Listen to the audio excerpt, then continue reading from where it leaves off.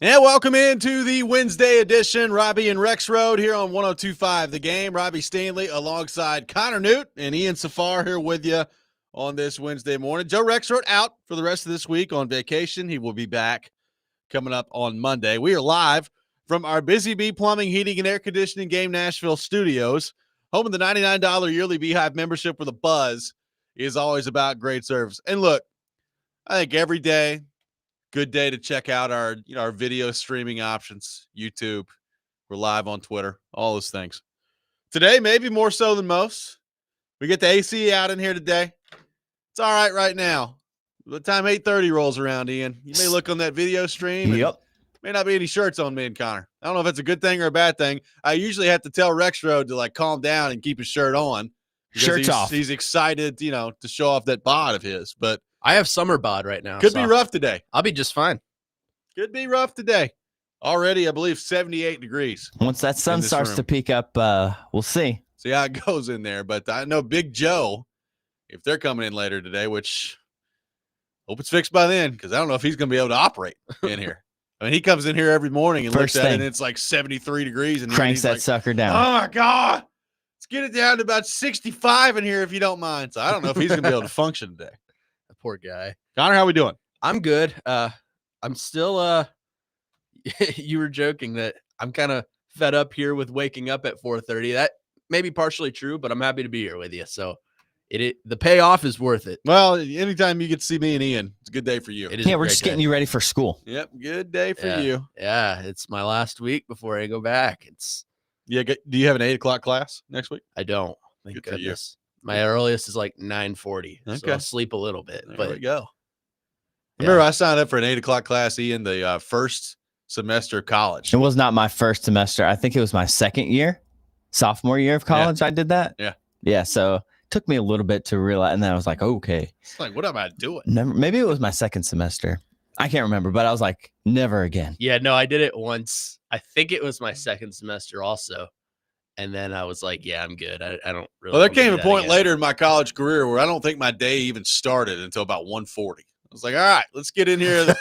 1:40 is when my first class will be. Let's just get after it a little bit later in the day. We'll just be home by 9 o'clock, finishing with classes. Well, when you're, first going to college, you're like, okay, we used to start high school at what, 7:30, whatever, 8 o'clock. That's like almost an extra hour. Yeah. I'm like, oh, no problem. But then you realize, oh, you stay up a little bit later than you do in high school, or stay up way later than you maybe do in high school, and doing maybe some other things that you weren't doing in high school. And then it kind of snowballs to 8 o'clock. Like my sleep schedule with this job is all over the place right now. Like I'll be here getting up at 4:30 like I have the past few days. And then I'll be, work here tonight from 6 to midnight. So they're torturing me with the sleep schedule, but we're just getting you ready for the real world. Yeah, man. That is true. Yeah. We'll just wait till you have some kids. Yeah. Then you'll never sleep regular again. Then you'll never sleep again. Enjoy your sleep right now. Let me tell you firsthand. We got a lot to get to on the program today. We'll have the Rob Rant coming up at 7:45. Charles Robinson from Yahoo Sports will be with us at 8 o'clock for his weekly visit.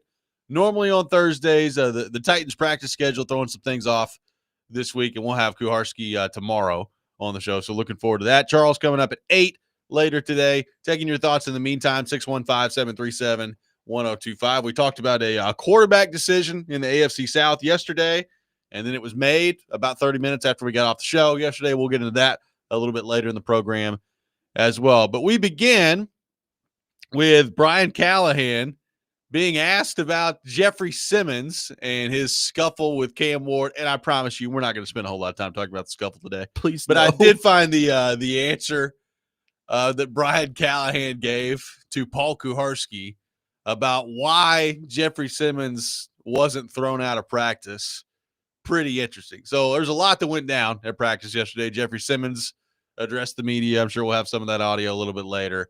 Brian Callahan was asked about it. And here is what Callahan said about whether or not Jeffrey Simmons basically has free reign to do whatever he wants at practice. What would it take for you to discipline Jeff on the field and throw him off? You didn't last summer in a much more serious incident. Yeah. That seemed worthy of something in the moment to some of us. It seems Sure. like he has free reign. That's not accurate at all. Look, I don't know where this throwing out of practice thing came from. It's pretty bothersome, to be honest with you. I've worked in the league for 16 years with a lot of really good head coaches, and I've never seen a player thrown out of a training camp practice for some pushing and shoving and some cuss words. So it doesn't register to me the same way. I don't know what it's like been before here or anything like that, but I've coached a long time and I've been around training camp since I was 15 years old. And the amount of players I've seen thrown out of a practice is, I can't even remember one that ever happened. So I don't know where that comes from. I don't know what that desire to see that happen comes from. I don't understand it. But Jeff he left the practice field after that play, just like we'd ask our assistant coaches, if tempers get hot, take the guy off the field and cool him down, and practice ended 2 plays later. So I don't understand all that, but I think all my conversations with Jeff and the players involved and now that those are internal. So that was Callahan yesterday. Clearly not a fan of the you should have thrown him out of practice narrative that has been thrown out there. Now, look, Sorry. we had TD on DVD a couple days ago, and he talked about that he felt like Callahan maybe missed an opportunity to send a message and throw Simmons out of practice there. You know, we talked about the situation last year a lot where Simmons threw a punch in the practice and didn't get kicked out, and Kuharski referenced that in his question there. But, you know, Callahan clearly, he said, you know, it was bothersome, that question and that line of thinking. There are Titans fans that fully agreed with Callahan yesterday.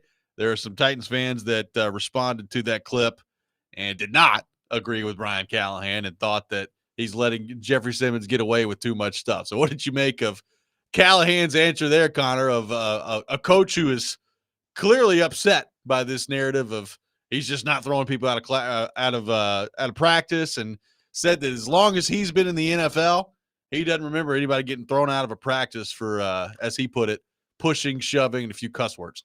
Look, let's see if I can do this without ruffling any feathers on Twitter like I have been recently. I'm not sure why, but I find it very, very hard to believe that in 16 plus years of coaching for Brian Callahan, that he has never once seen an NFL player removed from a training camp practice, because it's not common, but it does happen. I find that very hard to believe, and I find it kind of weird that he finds that so bothersome. He asked where this narrative came from. I'll tell you where it came from. It came from the last coach that was here. The last coach that was here didn't put up with this stuff and removed situations like this from practice. That's why Jeff Fisher did the same thing. So that's why this narrative is out there, because it's something we're used to here. And it's something that's been done here before. And a lot of people want to see that again. Now, you and I yesterday both agreed that we would probably throw him out of practice if we were the head coach, but we're not. So ultimately, it's Brian Callahan's decision on how he wants to run his team. I don't have to agree with how he runs his team, but I have to respect it. And I do respect it. It's just, I don't agree with how that was perceived. I don't agree with, first off, I don't agree with how overblown the story has become. But I also didn't agree with Jeffrey Simmons yesterday, essentially blaming the media for all the wrongdoings that have been going on. That's my general takeaway from this. I'm kind of sick of this story because it's caused I am too. So much rift for no reason. And we're going to talk about it here for about another, 3 minutes, and that's probably going to be the end of it. I'm sure we'll bring it up with Kuharski tomorrow for a little bit, but because I know he's going to have some thoughts on it. Yeah, I know he will. Based on the line of questioning yesterday. But yeah, look, I also find it hard to believe that Brian Callahan's never been a part of a training camp practice that somebody's gotten tossed out of practice for. Again, is this whole thing a big deal at the end of the day? Not really. No, it's not. Now, as Callahan pointed out, the incident happened. They pulled Simmons off the field and practice was done 2 plays later. So, he wasn't kicked out of practice, but he did get pulled off the field.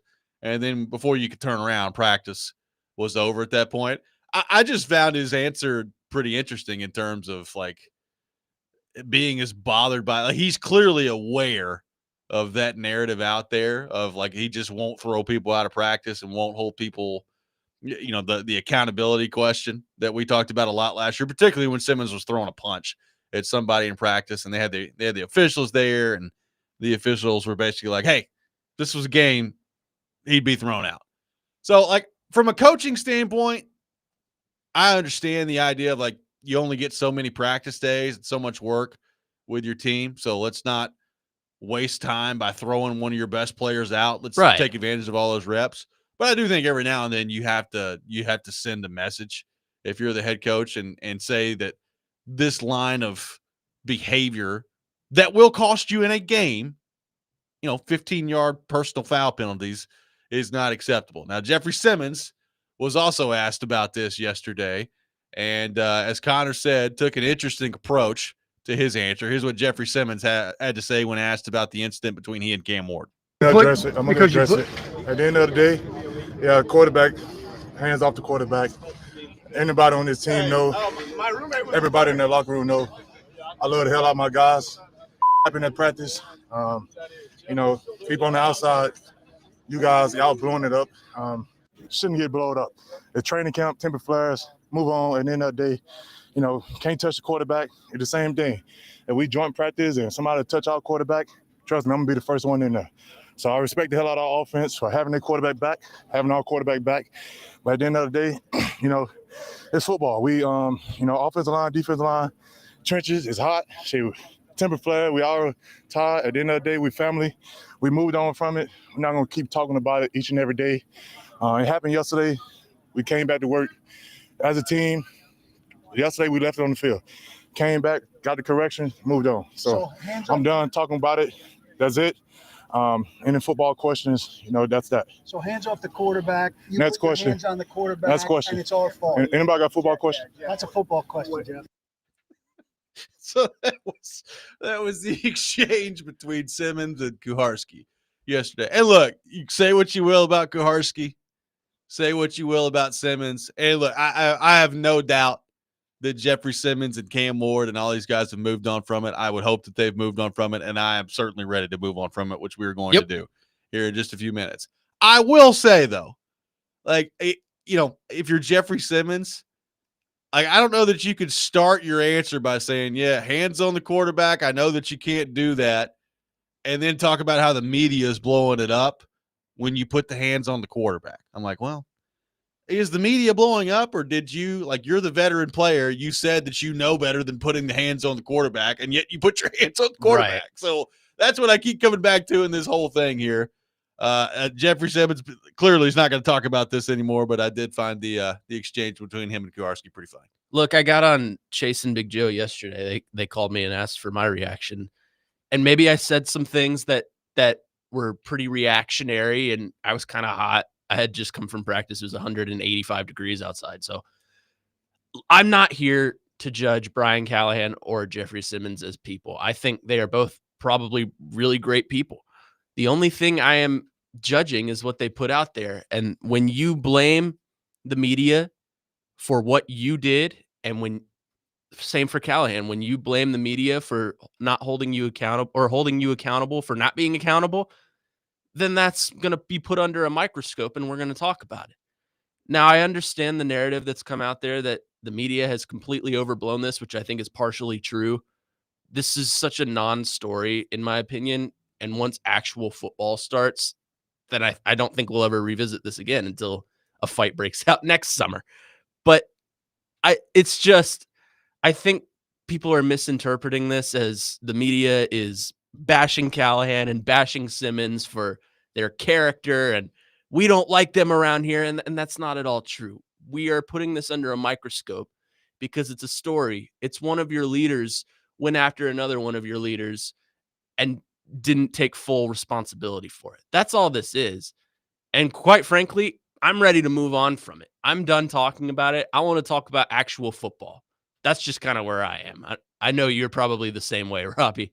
Well, we got some football to talk about. There's a great story that TD and Jeremy Fowler put out at ESPN.com yesterday that goes into detail about a lot of things with the Titans, the history of picking quarterbacks number one overall, how coaches factor into that, and a whole lot more. Plus, a nugget on a decision the Titans almost made at the end of last season. We're going to get into all that coming up next. Take your thoughts on the Titans, 615-737-1025. You're listening to Robby and Rexrode, 1025 The Game.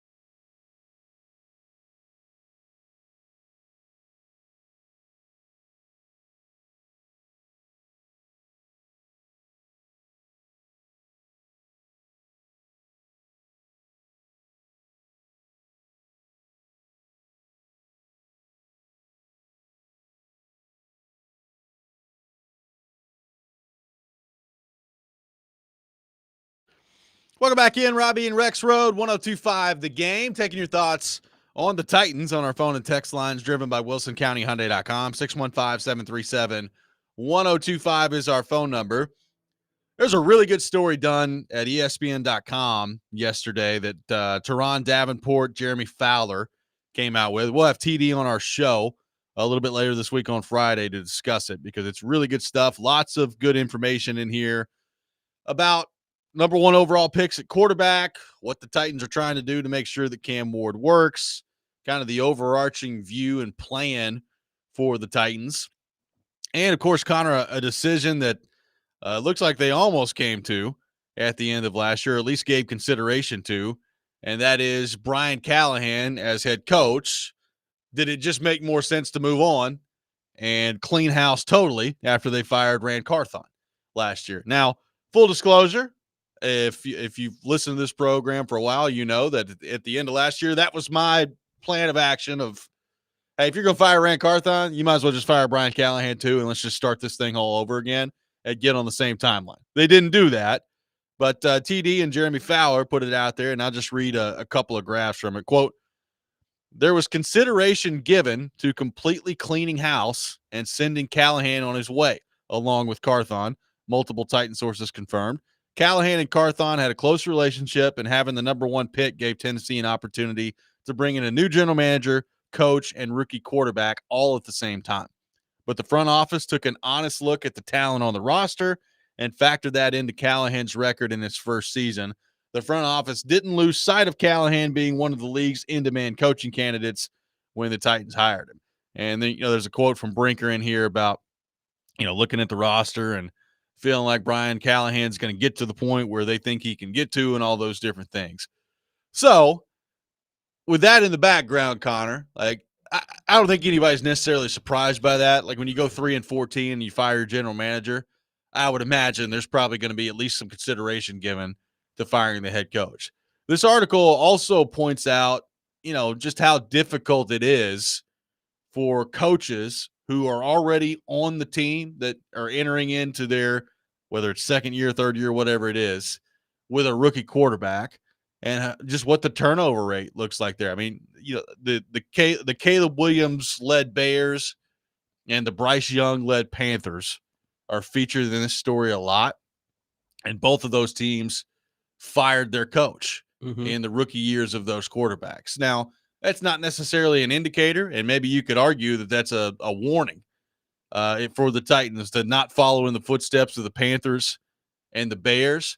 But I think it does show you that the hot seat talk for Callahan this year is real heading into it. So what did you make of kind of this nugget of information that TD and Jeremy Fowler came out with?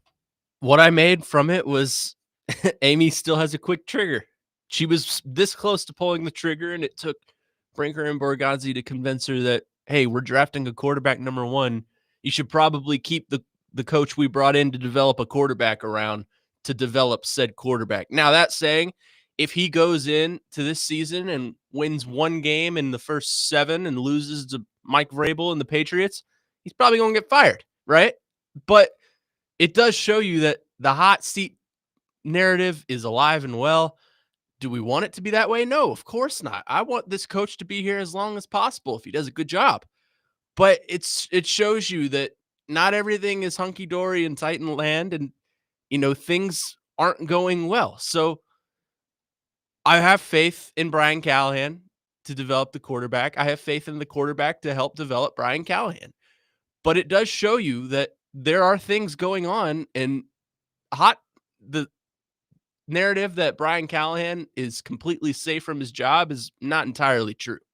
Well, it's interesting the way that they've kind of phrased this, because I think it's the way that they've talked about it. And by they, I mean Borgazzi and Brinker specifically.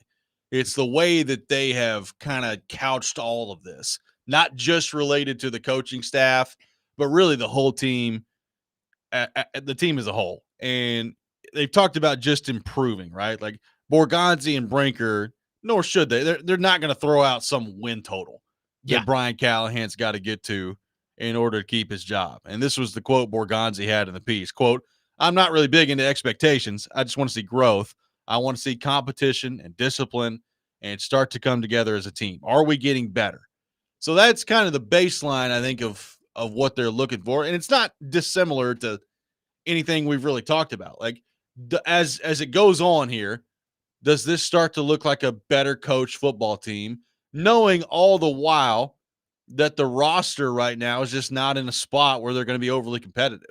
And we're going to get in some other things that this article talks about with just how hard it is to win with a rookie quarterback, and specifically how hard it is to win with a number 1 overall pick at quarterback, because there's some pretty staggering numbers on that TD and Jeremy Fowler have uncovered here.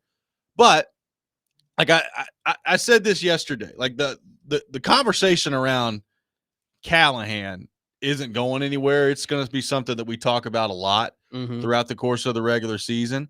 And I think there's probably 2 segments of Titans fans that swing, in my opinion, too far one way or the other on this thing. Like, there are some that are just completely done with Callahan before the season even starts. Yep. They think he's an absolute airhead and that he has no chance whatsoever of being a successful head coach. And look, you can feel however you want to feel. I'm not here to tell you how to feel, but I find that I find it hard to know. Like, I don't know how you could possibly know that that's the case based on 1 year with a roster that is just awful and quarterback play that was terrible. Maybe Brian Callahan isn't a good coach, but I don't know for sure. I also think there's a segment that swung too far the other way, which is no matter what happens, you got to keep Brian Callahan because you can't destabilize things around Cam Ward. You can't shake things up around Cam Ward because it would be too detrimental for him. Well, if Brian Callahan's not a good coach and it becomes pretty obvious this year that maybe he doesn't know what he's doing as a head coach, I would argue that keeping him around for Cam Ward probably does more harm than good. Right. So, like, I think you can go too far the other way on this conversation too. We all want continuity. There's a piece in here that talks about Cam Ward, basically preaching about continuity. And continuity's great. Continuity sounds great. Continuity just for the sake of continuity is not a good thing. To me, it's just as stupid as firing people all the time for no reason. So, like, there's a balance I think we've got to strike in this conversation. Right. And you can go back through history and find pretty great examples of how continuity with a head coach and a quarterback didn't work.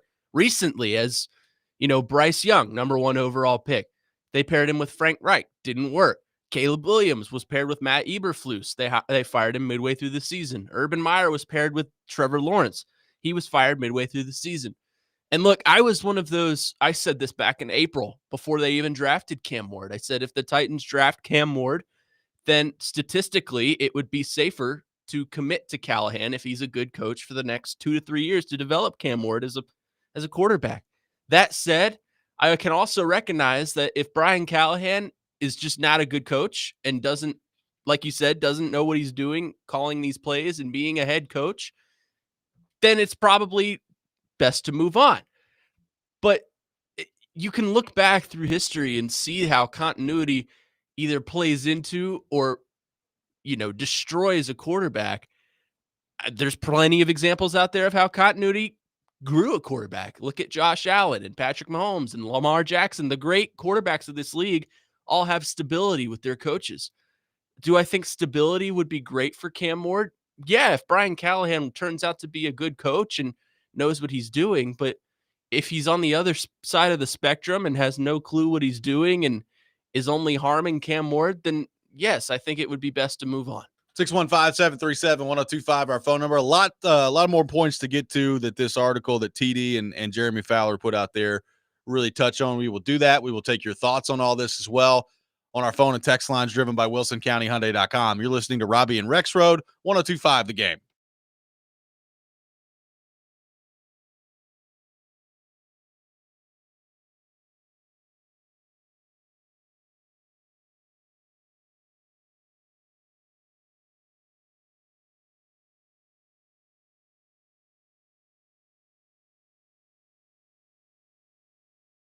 Hey, fantasy football is right around the corner now through September the 4th, and Twin Peaks is your spot to be. Make sure you select Twin Peaks for your fantasy football draft party. Draft board, player stickers, a $50 bonus card for the commissioner, a $5 bonus card per league member, and they got all sorts of food. Boneless wings, loaded fries, the double stack nachos. It's your spot to be. So call to book your draft party at the Twin Peaks in Cool Springs or Madison locations, or visit twinpeaksrestaurant.com/fantasy draft for more information.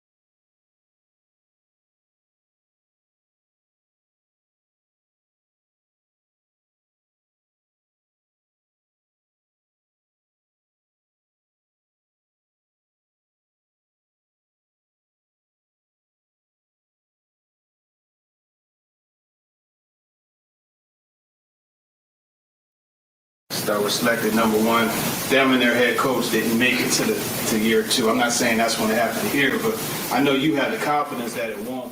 What is it that makes you believe that you and Brian Callahan could break that somewhat of a trend?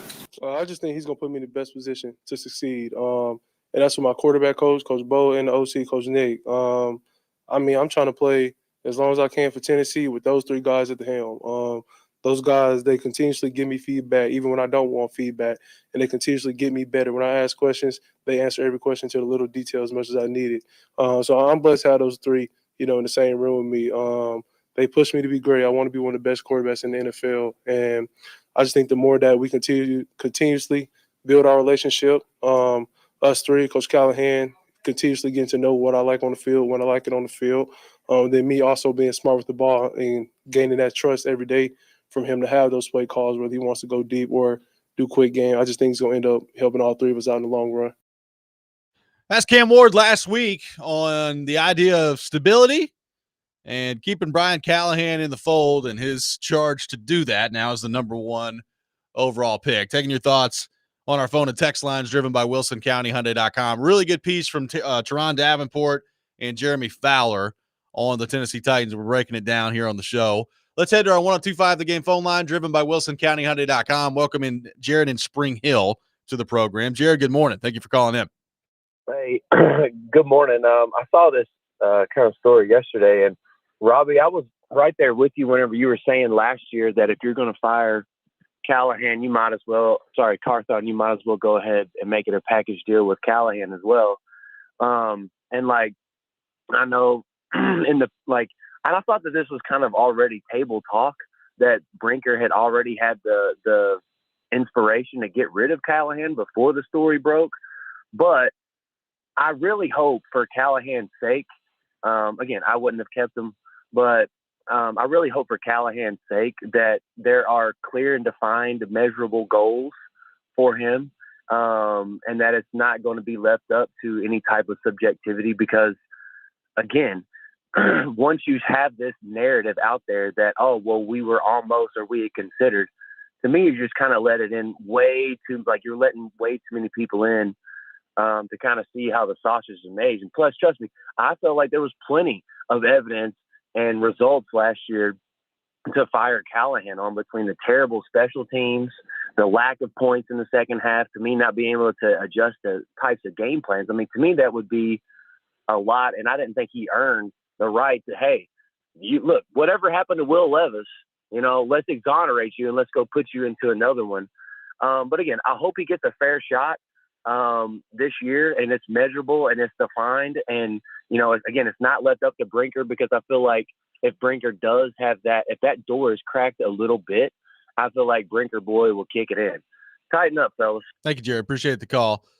Yeah, they're not going to, certainly publicly, they're not going to give, he must hit this benchmark to keep his job or else he's fired, right? Yeah. I don't even think privately that that's probably the right way to go about it. If you're looking for a specific win total this year for the Titans, they got to hit 6 wins or they got to hit 7 wins or he's gone. I just don't think that's the right way to approach it. I think it's more about, what does a quarterback look like? Mm-hmm. Is there meaningful progress from snap 1 to snap 1,060 at the end of the year or whatever it is? And you feel like that process offensively, that process with your quarterback is moving in a direction where Cam Ward can be maximized to what you think he can be. If you feel like Callahan is on that path, well, then I think you probably stick with it, right? If you don't, and particularly if you feel like Callahan is a detriment, then you have to get rid of him. Regardless of what the win total says. Look, I think ballpark, unless it is just crazy this year, I think we know roughly what the win total in the neighborhood is going to look like, right? Like 5, 6, 7 they're probably wins. going to be somewhere in the neighborhood of 4 to 6 wins. That's just probably where they're going to be, which is why they're over under, I think, in Vegas is 5.5, right? It's kind of right where they're projected to be. So it may be a game or two above that. It may be a game or two below that. But like unless they go roll off an 11-6 season here, like I'm not overly focused on the win total. And on the flip side of that, unless it's like, 2-15 and it's just awful, where I don't think you give yourself much of a choice if you're Callahan at that point. So I do think that there is a lot of subjectivity in the decision that they're about to make. I think there should be, because I think when you're around it on a day-to-day basis like these guys are, and you're hoping that you've got the right guys in charge, they're the ones that see the work. They're the ones that see the progress or lack thereof with Cam Ward. And I think you have to factor all of that into your decision if you're the Titans. Well, I think we've seen in probably multiple instances in different sports of teams kind of giving coaches ultimatums about winning. Yeah. And even if they hit those ultimatums, they still don't necessarily always keep their job. Yeah. Like, I don't know, didn't Trotz yeah, that's exactly what I was about to say. Won the cup? Yeah. Like he still didn't get retained. He was on the hot seat like halfway through that season. Yeah. And then they started to win, and then they were down, I think, 0-2 in the playoffs, the first round. That's right. Made the goalie switch. And they made the goalie switch, and they went on and won the cup. And after that, he was like, screw you. So yeah. I know that's like, something that we're more familiar with because Trotz is, connected here. And so it's kind of top of mind. But think of like the Malarkey situation. I was about to say here. Malarkey. Like he won. They were going back and forth about, he won a playoff game, this and that. The reality was that Robinson had the guy he wanted to hire. And, part of Callahan's situation might be out of his control. What if somebody they really like gets released? It's a great point. What if Tomlin gets released in Pittsburgh? Or what if something happens that we're not foreseeing right now as far as somebody else gets fired and somebody who's connected to Brinker and Borgonzi are there. Yeah. And you're just like, okay, Callahan, I think you're a good coach. You've shown improvement, but this is a step we cannot afford to not take and make the move. Well, we've talked about this before, Ian. Like, do they have a guy in mind right now? I mean, obviously they're never going to say that, right? Well, if they considered firing him already, then there's a short list already out there. Yeah, I don't know. I'm just throwing this name out. But like, does Brinker look at it and say, I'd really like to have Mike McCarthy in here, right? Yeah. Like, I think it's a horrible way to operate. Like, to me, if you're already thinking about that, then you should have just moved on and fired the guy. Yep. But so I hope, even if you're out on Callahan, I would hope, and by you, I mean like the Titans fans, I would hope you would want your team to approach this with as much of an open mind as possible. Like, I hope they're actually serious about, Callahan, their belief in him and what he could turn out to be. And then if it's clear that he's not going to, then you just make the move at that point. But what I don't want to see is in the back of their mind, they've already got some guy in mind that they want to go hire, and that anything short of a miracle this year, Callahan's going to be out at that point. I feel like if you were this low on Callahan before the season and you were thinking about clearing house, then you probably should have cleaned house. But obviously they didn't, and they're in the situation they're in with Brian Callahan. And look, I think you're right, Robbie. I don't think you can put a benchmark on, well, if he wins 6 wins and one of them has to be the Patriots, then he's going to keep his job. I think it's a matter of, even if he doesn't win those games, okay, how does the offense look? How does Cam Ward look? How are these developmental pieces that you drafted looking? And I think that part of that is part of having a developmental coach. You're having a guy who's a first-time head coach learning how to call plays and coach an entire football team in the NFL. And look, it's not going to be perfect. This team isn't very good. I'll tell you that right now. But I feel like if you're going into the season, like you said, with the mentality of we're going to hire someone else after this season, then you probably should have cleaned house before. There's another part of this as it relates to Brinker that I want to get into coming up next. We'll take your thoughts on the Titans. 615-737-1025, our phone number. Robby and Rexrode, 1025 The Game.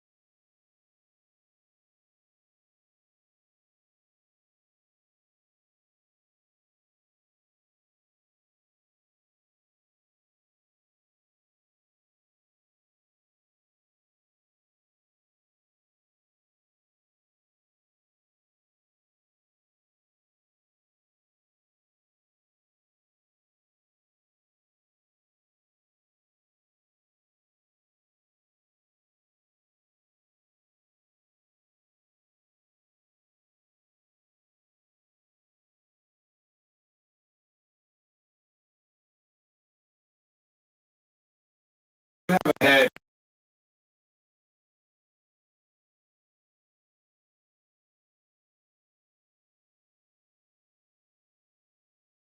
you haven't had stability much throughout your college career, but if you could get it here in the league, like how much would that really unlock your potential? I think it'll unlock everything. You see it with the best quarterbacks out there. Tom Brady, he has stability. Lamar, he has stability. Pat, he has stability. And so I just think a lot of guys who have stability in the NFL can succeed. I wouldn't say at a faster rate, but can succeed long term.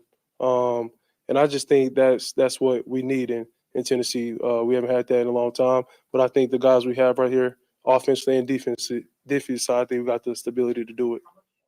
That's Cam Ward on the stability conversation as it relates to the head coach, the front office, all those things. Take your thoughts on the Titans, 615-737-1025, our phone number. Of course, like when those type of conversations come up, like, and it's even in this article here that Fowler and TD have put together, and it talks about the stability of like Lamar Jackson, Patrick Mahomes, Tom Brady that Ward just brought up. And I hear those things, and it's always like, well, is that the cause or is that the effect, right? Like, is Lamar Jackson, Patrick Mahomes, Tom Brady to a lesser degree, like, is their success wrapped up in, like, is stability why they were successful, or is it because they were so successful, stability was the outflow of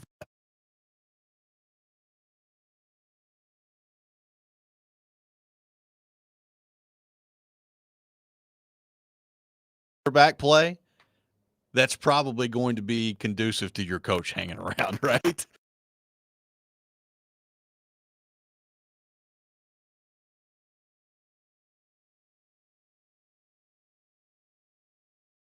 Stability is great. A lot of the guys that are experiencing stability in their career is because they're really, really good players, right? Like they're really, really good quarterbacks. And look,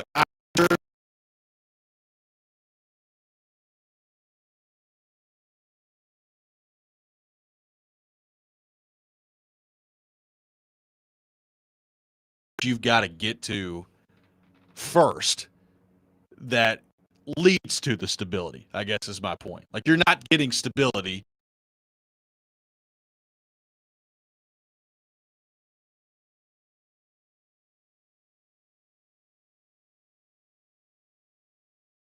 Expect in an NFL quarterback when you draft them is, can this guy make my coach a premier coach in the NFL? And vice versa. Can this coach make my quarterback a premier quarterback in the NFL? But you're right. The level of play a quarterback brings is conducive to that of which a coach brings. But it's also kind of what you're looking for in camp.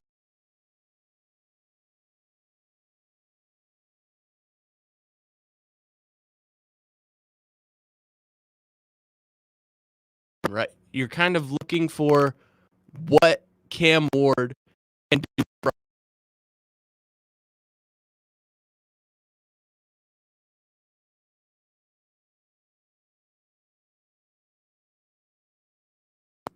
Things are going to have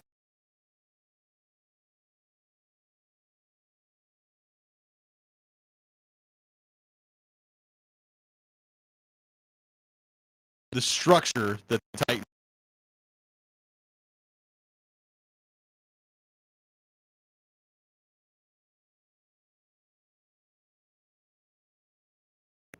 Brinker's role in the team's bigger picture can't be overstated. In simplest form, Brinker's job is to plan for the Titans' next 10 years, Borgonzi for the next 3 to 5 years, and Callahan for the next game.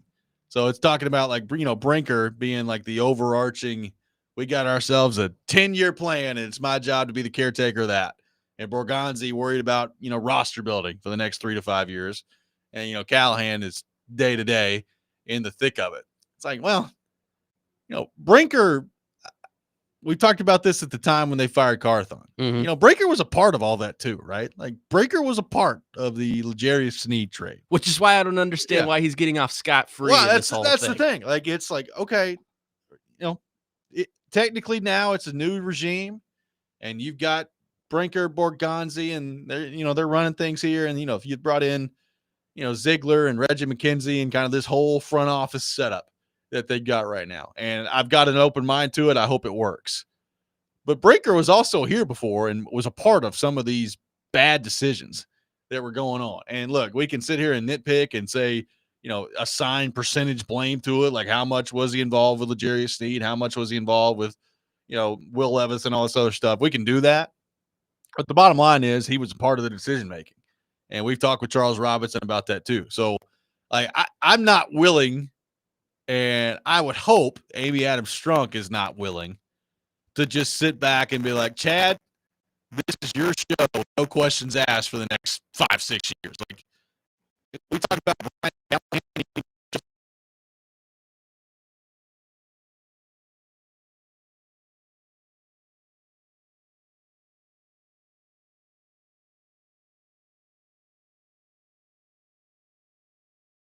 you're going with, which sounds great. Everybody wants to draft and develop. Do you do it properly? Like, do you draft properly? Are you making the right decisions with your free agents? Are you making the right decisions with the coaches that you bring in here, with the 30 visits to your draft?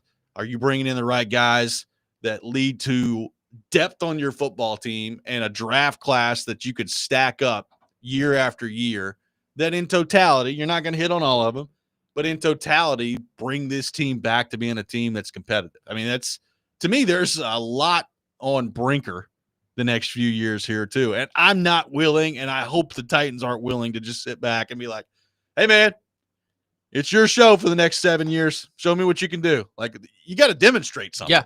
And they highlight in that article, Brinker actually highlights it in this exact quote. I don't have the exact quote in front of me, but essentially he says, Amy's in charge. I answer to Amy. Borgonzi answers to me. Callahan answers to Borgonzi. So that said,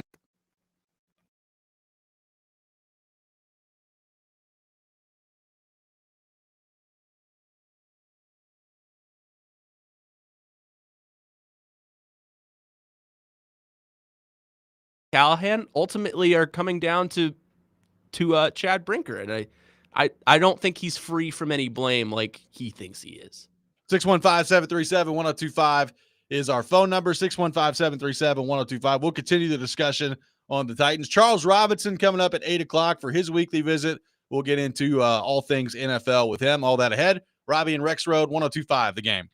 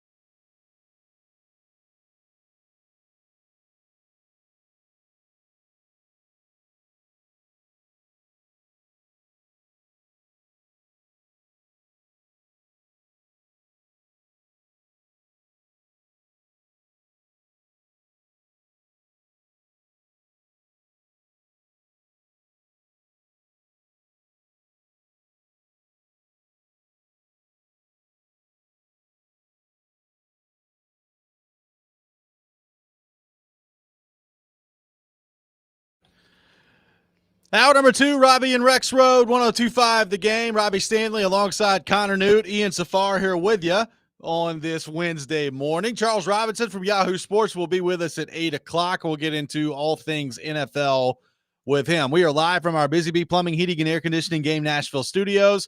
Home of the $99 yearly Beehive membership where the buzz is always about great service. Later today on 94.9 The Fan, Sounds taking on Louisville at First Horizon Park. First pitch at 6:35. Coverage also available on the Game Nashville app and at thegamenashville.com. Sounds baseball on 94.9 The Fan, presented by Twin Peaks and Family Leisure. Some more to get into on the L'Jarius Sneed situation here in just a few minutes, and we will do that. Taking your thoughts on the Titans in the meantime, 615-737-1025. Ed wondering if we found it coincidental that the Titans PR put out a highlight reel of Ward to Jefferson yesterday. It's like, you guys been talking a whole lot about Cam Ward and Van Jefferson. Here's a nice play from them at practice yesterday. I did find that funny. Do you think they cut our audio after we started talking about their hierarchy? Is that what happened there? Maybe so. We're having some technical glitches. We're working on those, and seems like things are going well right now. So yeah, I think we're okay. We'll keep going.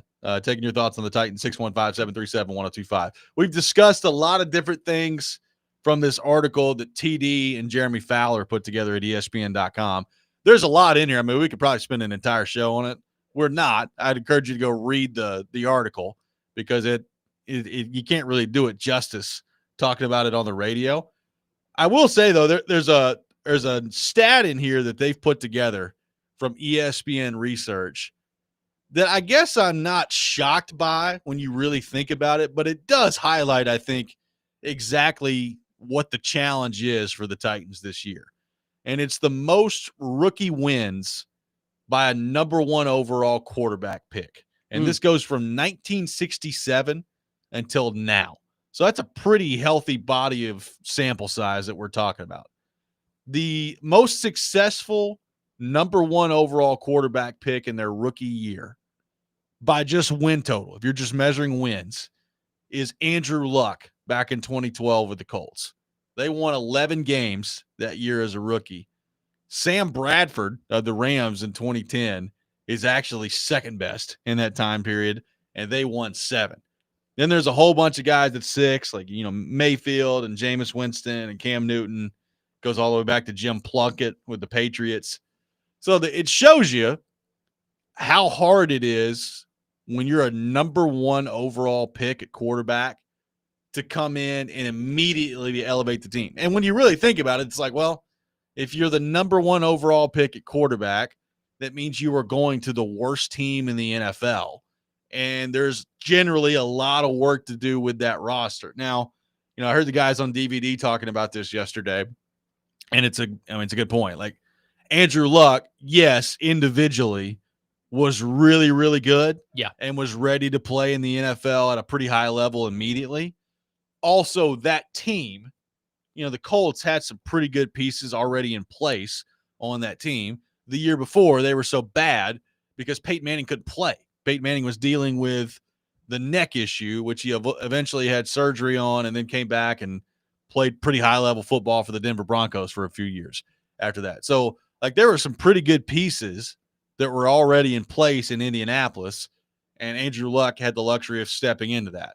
By and large, that's not how it works with your number 1 overall pick. Usually you're walking into a situation that's kind of like the Titans, where you look at the roster and you're like, it's not very good. There's not a whole lot of great pieces that this team has in place. Now, Caleb Williams, the expectation for that was higher than what ended up transpiring last year. And again, there's a lot of detail about, the ins and outs of Caleb Williams, and, Frank Reich's in here talking about Bryce Young. It's a really interesting piece, but I found that part of it pretty interesting just in terms of, I think it kind of lays out what the challenge is here for this team. When you're drafting a rookie quarterback number 1 overall, it is really difficult to win games that first year. Yeah, I mean, they're, like you said, they're not stepping into an ideal situation. Cam Ward does not have a good offense around him. Now, you've heard praises of the offensive line appears to be solid, and the connection with Calvin Ridley looks good, but all in one, I mean, this is not a well-rounded offense. This isn't a good roster. It's a matter of, do you trust your quarterback to develop that offense and find connections with guys that you think he can connect with? And it ultimately comes down to the coach too, which is kind of what we've been talking about for the last hour. Can that coach bring that offense together and do something with it? I'm not even saying measuring wins, just make it look like a competent offense, because you didn't have that last year under Will Levis. Under Will Levis, it was kind of more of the same, lots of 3-and-outs and disastrous turnovers and things like that. It's a matter of, with this first overall quarterback in Cam Ward coming into this system, is it going to be more of the same, or are you going to have a little bit of forward momentum progress with the offense? Well, and here's another stat that they found, which is pretty incredible when you really think about it. It says, per ESPN research, teams that start rookie quarterbacks are a combined 431, 655, and 2 in the NFL's 32-team era. So you're talking about since 2002. That is a winning percentage of 397. So it's not very good. Like, you're not winning a whole lot of games starting a rookie quarterback. And that's everybody. Like, that's not number one overall picks. That's every rookie quarterback when you're starting those games. It says that, Jay Daniels and the Commanders showed this past season that immediate turnarounds can happen. And then it says the list of number one picks with winning records. And they included the caveat of a minimum of 3 starts as rookie quarterbacks in the common draft era has one name on it. It's Andrew Luck. Yeah. And that shows you, like, that's what the Titans are dealing with here. Like, if you've got the expectation that the Titans are like going to sneak up and grab a playoff spot this year, I'm not telling you it's impossible. I'm telling you, by the odds and by the numbers, one quarterback that was taken number one overall has a winning record. Yeah. In the modern draft era. That's what the Titans are dealing with right here. I mean, it's a very, very rare case. And I think a lot of people have become accustomed to plugging in a rookie quarterback and seeing immediate results. Like, look at the Commanders last year. They plug in Jaden Daniels and have immediate results and make it to the NFC Championship game. CJ Stroud was the year before in the same division you're in. It's a trend we've become accustomed to over the last couple years because it's such a rare case, but it's weird that it's happened twice. I don't think it's fair to expect that that's going to happen here in the same capacity. Now, could you see a jolt from the win totals from 3 to maybe 6? Absolutely. Is it out of the realm of possibility that the Titans could possibly sneak into the playoffs? I would bet no, but it's certainly a possibility. I mean, nothing's impossible in the NFL, it seems like. So I'm just saying I don't expect it to be one of these rare cases where Cam Ward comes in and just is a revolutionary player and surges this team to 10 wins. I think that's unfair to expect from this roster. Yeah, it's like, it just shows you how much work there is to do, which, you can get back into the coaching conversation with that. You can get back into what are fair expectations. Like, how do you actually judge what progress looks like this year? I mean, there's a lot that goes into all that, but like, I just, when you're drafting the quarterback number one overall, unless it's an extreme example like the Colts, who had a massive injury the year before and had a roster that was well built to win immediately, it, generally speaking, is going to take some time. And then the question becomes, all right, well, how much time? Like, how much time is realistic? Like, the Titans roster, I think, is in rough shape. I've seen rougher. It's not like it's the most devoid roster of talent in NFL history. So, like, I've seen worse rosters.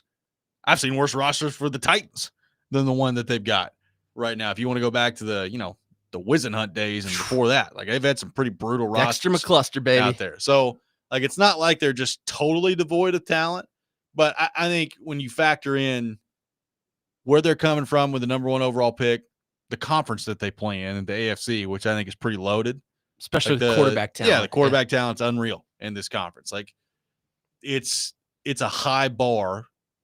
It's a high hill they've got to climb. It just is. And Cam Ward, like, you eventually want Ward to be in the discussion, and it doesn't have to be Mahomes, right? Like, but you want him to be in the discussion of like when you're looking at teams in the AFC and Cam Ward's at the helm, do you feel like you've got a chance? Like, do you feel like you got a shot out there? And that's where the Titans have got to find a way to get to. Yeah, and I wouldn't go as far as to say you're going to come away with the assumption that Cam Ward is the next Patrick Mahomes after this season. I think what you're looking for this season is Cam Ward the kind of quarterback we can tailor our team towards? He doesn't have to be the next coming of Tom Brady or whatever great quarterback you want to throw in there. I just think he needs to be exactly what they need and exactly what they expected drafting him at number 1, and that's a competent quarterback that you can build a team around. And I think that's my expectation for the season is who's the coach that can do that? Is it Brian Callahan? Is it a guy we haven't hired yet? Right now, I'm in the camp of it could be Brian Callahan because I think you got to give him a chance before we fully get on the let's can him before the season starts train. But if he, like I said, if he goes and just craps the bed, then yeah, it's probably in your best interest to move on and find someone else better. But right now, I think they have the pieces in to develop the quarterback. And look, he showed you what he's capable of. You've seen some flashes, granted it's preseason and training camp practice, but you've seen flashes of what he possibly can be with some of these throws. I think he has the potential to be a great quarterback in this league. It's just a matter of can all the pieces around him come into place and come together so it pans out that direction. Brian Callahan with an update, kind of, on L'Jarius Sneed yesterday, and our buddy Gentry Estes with a very interesting piece at the Tennessean on Sneed that he's just come out with. We'll get into all that coming up next. Nashville's best deal of the week is Bavarian Beer House, conveniently located at Opry Mills Mall. Enjoy beer, food, music, and fun at Nashville's only authentic German beer hall, where it's Oktoberfest every day. Head to theGameNashville.com/deals to get a $50 gift card for only $25 to Bavarian Beer House while supplies last. This is Robby and Rexrode, 102.5 The Game.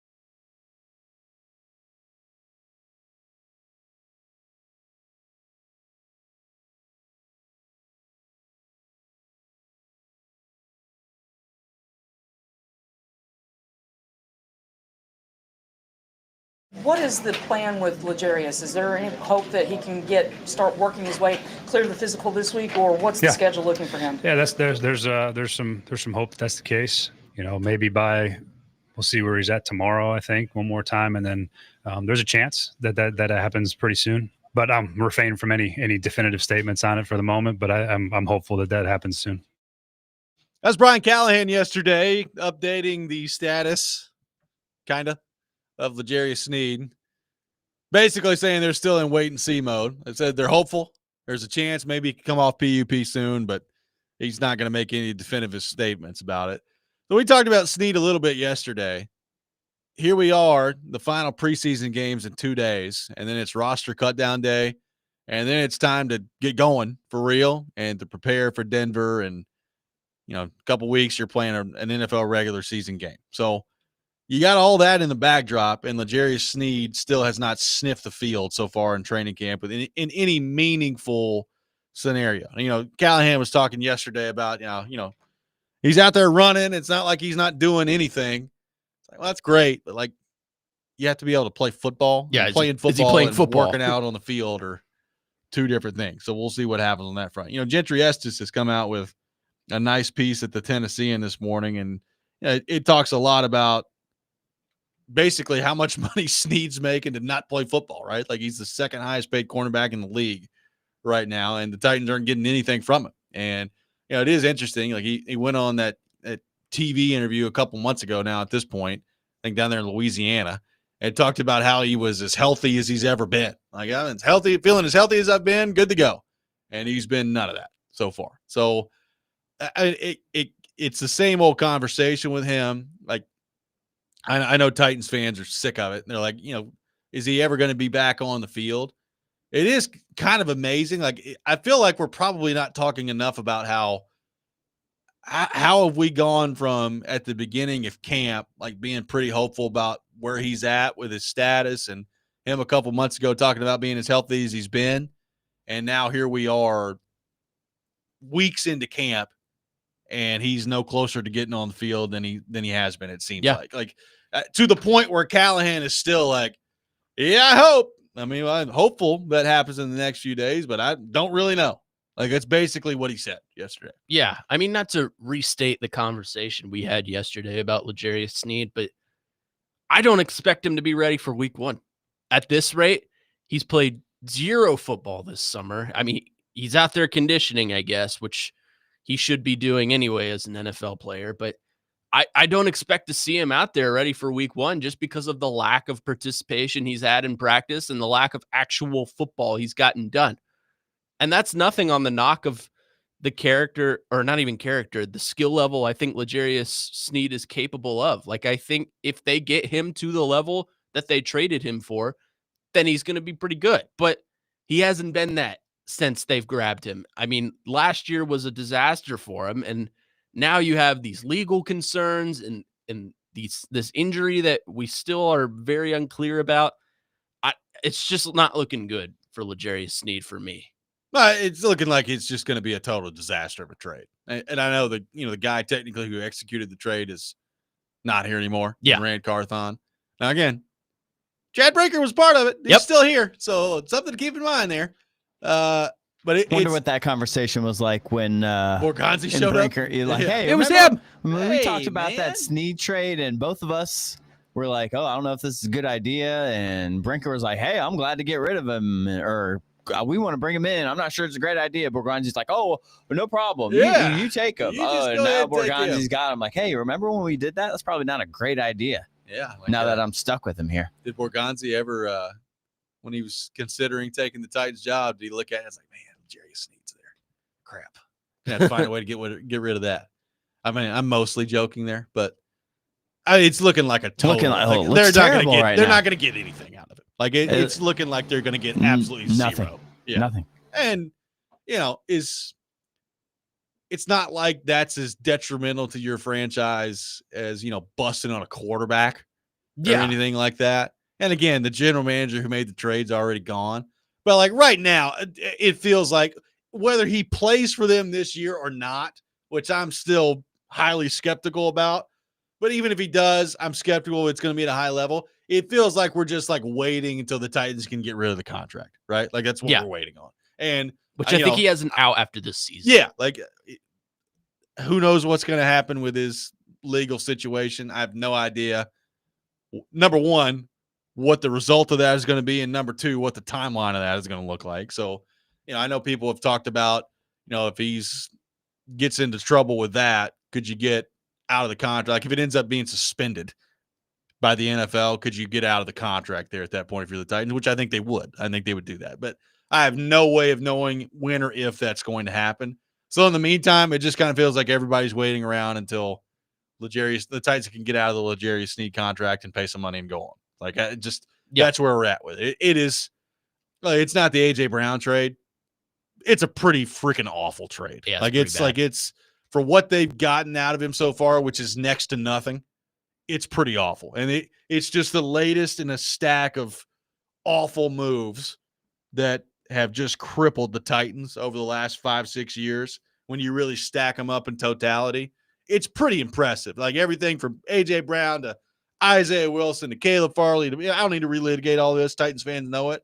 It's unbelievable, the run that they're on right now. I mean, we need a documentary on just the string of bad moves the Titans have had over the years. I'd watch it. I'd laugh at it, but I'd watch it. I mean, yeah, it's just at no point last year did I ever think L'Jarius Sneed was the player that the Titans had traded for. Like he just looked slow and was getting burnt in coverage. And I understand that the defense in general was pretty bad last year, but he especially looked bad. That said, like I said yesterday, you kind of hope he's healthy and that he's able to play at some point this season because you just have lack of depth at that position. I mean, outside of Brownlee and McCreary, you have pretty much rough. Next to nothing. You drafted a 6th rounder, which I wouldn't expect him to contribute much. But other than that, it's pretty rough. So just for availability standpoint and the fact that you have a body out there that is capable of playing cornerback, you kind of need L'Jarius out there. Well, and it's rough on paper right now if he can't go with where they're at. What happens if like Brownlee goes down for 4 weeks or McCreary can't play for a couple weeks? Like McCreary's been pretty durable to this point in his career, so hopefully that continues. And I know he's in a contract year, so like it's a big year for Roger McCreary. But like Brownlee, first off, I was encouraged by Brownlee last year. I thought Brownlee played well, particularly for a rookie. I don't know that Brownlee is going to be ready for the role he's getting ready to get thrusted into this year, which is like essentially being their number one corner, right? Like, McCreary is going to play in the slot, and some of it's going to be matchup dependent on who they're playing against. But like, you're going to see Jarvis Brownlee a lot against whoever the best wide receiver is for the other team. Like, is he ready for that? I got my doubts about that. Yeah. And again, that's with all those guys staying healthy. Like if one of those two players, like if Brownlee or McCreary go down for any substantial length of time, I mean, they are in big trouble at cornerback. Big trouble. Oh, yeah. If Sneed can't go. I mean, I really don't want to look at the next draft because we got a season to come up to. But you got problems at wide receiver, you got problems at cornerback, and you got problems at edge rusher. And that's just a few of the pieces you need. I would highly consider investing a high draft pick, 1st or 2nd round, in a cornerback, just because you need an elite level cornerback that is a lockdown defender. And quite frankly, it'll help your depth as well. Now, I'm not saying they're not going to go out and obviously they had the number 1 waiver claim this year, which they like to brag about. I don't think it's just a like fantasy football where they're going to get a high level player at that low of a price, but I would expect them to go and sign a veteran corner just for a depth move. Once the 53-man rosters are set, someone's going to get cut. It may not be a, all pro caliber player, but you could just go sign a experienced corner with that waiver cut. And, maybe it'll help your depth a little bit, especially if Sneed is out. 615-737-1025, our phone number. We got the Rob Rant coming up at 7:45. Charles Robinson from Yahoo Sports will be with us at 8 o'clock. We will get into all things NFL with him. Looking forward to that. A quarterback competition settled in the NFL that we discussed, and another one settled in college football that I was not aware of until I saw it yesterday. And boy, am I glad I saw it. We'll get into that. Robby and Rexrode, 102.5 The Game.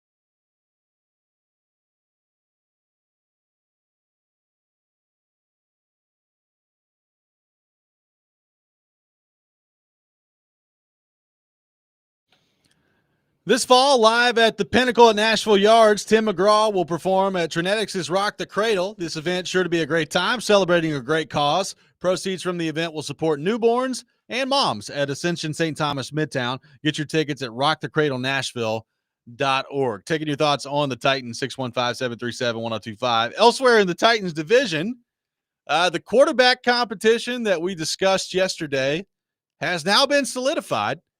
Daniel Jones, the starting quarterback for the Indianapolis Colts. We talked yesterday, Connor, about that competition.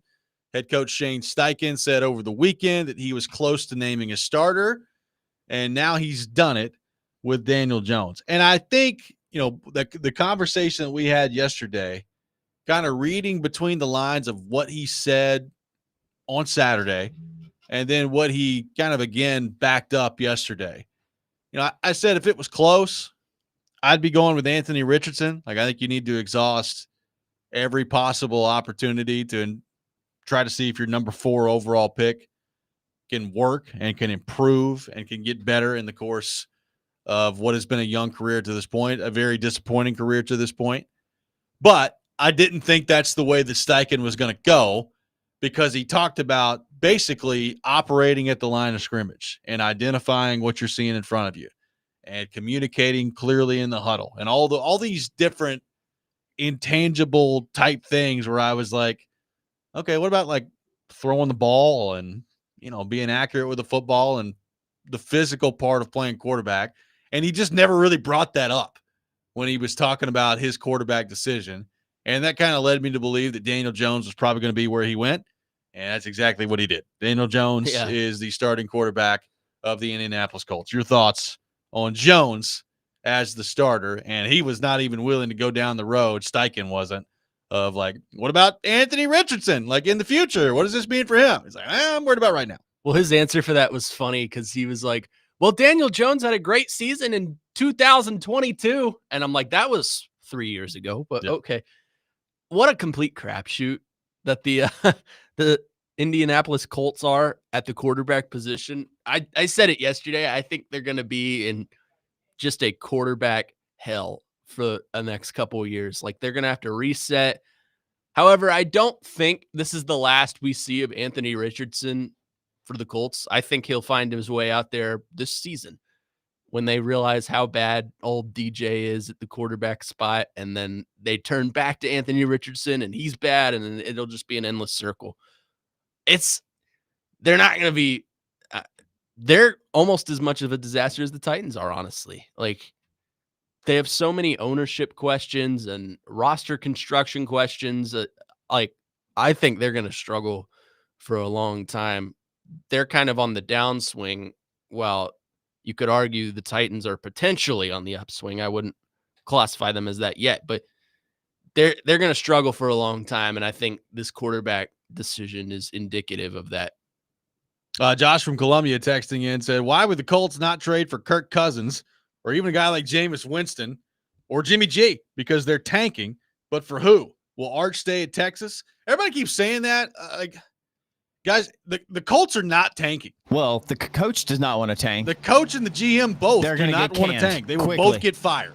So, I don't know where the Colts are tanking stuff is coming from. Like, if the Colts are tanking, the guys in charge right now, the head coach and the general manager, ain't going to be there. I mean, Ballard's been there for, some would argue, too long. Yeah. And he's had very good security. But the ownership situation is different. Yeah. It is no longer Mr. Irsay. It is his children. And you cannot assume the same. Exactly. You know? So if you're him, it's Ballard, even though you feel like you've been pretty safe, you got a whole new wild card in there now. Yeah. So there's no being safe about this. Either one. No. And look, I don't feel great about their chances to hold on to their jobs beyond this year with Daniel Jones as a starting quarterback. But I do wonder what their plan is, what they're trying to accomplish this season with this move. Well, what is your ceiling with Daniel Jones? I think they clearly don't think Richardson can do it. I think Steichen has arrived to the point where he's like, he's going to get crushed. He's going to get himself killed game out there. Yeah. He's going to get himself killed out there. He can't properly identify what's going on. And he's not at a spot from the mental standpoint of playing quarterback where he's going to be successful out there. And I think they've tried to work with him on that. And we can go back to, what we talked about yesterday of the decision to play him too early. But I think we saw in his first game in the preseason with the problems that have been there look like they're still there with Anthony Richardson. And look, it just looks like, he's a guy that's got immense physical talent. It looks like he's going to be a major league bust right? Like, and I guess that makes sense if you're the coach when the rest of your team is in the position to do the right things with the play. Yeah. And the quarterback can't get everybody on the same page and everyone else is doing the right thing, but the quarterback is making mental mistakes. It's not good for the team in general because it's, you're hurting the rest of the team just for the quarterback, and long term for the entire season, you can't do that. If you're the receiver and you're going to the right spot, you're making the right blocks, and the quarterback is just completely making mental mistakes, and what that does to the rest of the team. I mean, I get it. If you're the coach, you probably have to make the move, make the change. So Indy Ben is weighed in. Oh, yes. Cool. Driven by WilsonCountyHyundai.com. He says the Colts will likely draft another quarterback in the next draft in a much better class, and that looks like where it's headed. Once they hopefully do a 180 and draft a quarterback with experience, they should be promising with an already quality roster and offensive weapons surrounding the quarterback. Indy Ben taking the optimistic approach. I like it. I mean, don't discredit that guy's loyalty. I appreciate the loyalty. I see they got the guy that sings the "This Is Our Colts" anthem to sing at the preseason game this last week. It was glorious. Yeah, they had a whole live and in person at the stadium. Yeah, they had a whole choreography going on behind him. It looked great. It's good stuff. Yeah, baby, good stuff. Let's head back to our 102.5 The Game phone line, driven by WilsonCountyHyundai.com. Welcome in Mark in Nashville to the program. Mark, good morning, buddy. How we doing? All right, what's going on, Robby? You and Connor, y'all doing okay this morning? Yes, sir. Okay, 102.5 The Game, Mark, number one caller. But Robby, the defining moment for Anthony Richardson was when he didn't see that blitz coming on, and he got sacked and it hurt his hand. Yeah. Chris Howard should have been fired a long time ago. Steichen made that move because he's on the hot seat anyway this year, Robby. He's going to get fired. They're going to clean house. Irsay's daughter has taken over the reins as ownership with the coach. They are in a bad situation. They're not going to win either way with Daniel Jones or Anthony Richardson. My granddaughter had more starts in softball at 7 years old than Anthony Richardson had in college at Florida. And you remember Stillman wanted the Titans to draft Anthony Richardson. Yep. He was really high on him at the time. And, Robby, I kind of knew he was going to end up being a bust. He shouldn't have been a top 5 pick like he was. But hey, the coach made that decision. But like I said, Ballard should have been fired a long time ago. But they'll clean house at the end of the season. Ballard and Steichen will be out. So they'll have a new regime come in at Indy and hopefully get that situation straightened out. But number one caller's getting out. Y'all have a good day, man. Thank you, We're brother. going to get to Atlanta. See y'all. Appreciate it. Texter rolling in about Indy Ben. Michael from Madison says, I think that's the first time Indy Ben has texted in about the Colts. He talks about us more than he does his own team. Another texter says, I love how he said quality roster when half of their offense is usually injured for the majority of the season. So Indy Ben catching some strays. Well, they are on the dealing text with some line. injuries right now. They are. In camp, I was listening to some of their preseason radio broadcasts. Oh, yeah. Jones definitely missed one throw to Tyler Warren at some point where they were not happy about that. Oh, yeah. I think Alex Pierce has been missing some time. The defense, Kwity Paye, I think, missed some time. So they've been dealing with some injuries in Indy. They have too. So I'm not sure the roster's in a great position either. We will see what that looks like with Daniel Jones at the helm. A quarterback competition solved in college football that previously I was unaware of. Yeah, never heard of this guy. Yesterday I was made aware, and boy, did social media this take fire out there. I saw this tweet from Pete Thamel talking about BYU naming their true freshman quarterback Bear Bachmeier as the team's starting quarterback. He wears number 47 as his number. He's number 47. He's got extremely long hair. His name is Bear Bachmeier. He's a true freshman, and he's starting in the opener for BYU. And let me tell you, the aura from this kid, off the charts. Number 47 is quarterback.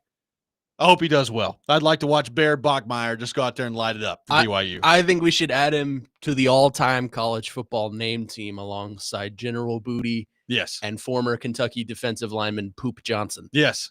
Good stuff out there. BYU, they can get sneaky every now and then. That get Big themselves 12 is involved. wide They open. can get sneaky. We'll see how it goes. They open up against Portland State, which may or may not be located in Portland, Tennessee. They open up against Adam, Portland State. We need to get back with us on that. Yeah, where's Portland State? Is it in Oregon? Is it in Maine? Is it in Tennessee? Let us know. And they got Stanford right after that. So Bear Bachmeier, a name to watch early in the college football season for BYU, number 47 as the starting quarterback, which I know immediately many of you will just hate. Got a little bit of a classical musical kind of situation there.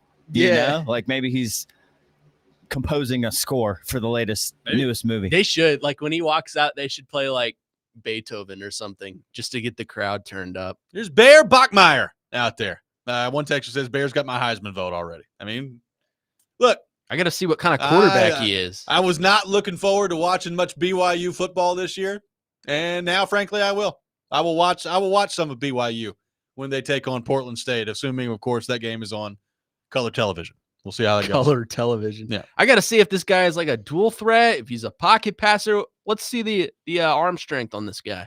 Adam in Portland confirms Portland State not in Portland, Tennessee. So good to know. 615-737-1025 is our phone number. The Rob Rant coming up next. We got Charles Robinson from Yahoo Sports at 8 o'clock. All that ahead. Robby and Rexrode, 1025 The Game.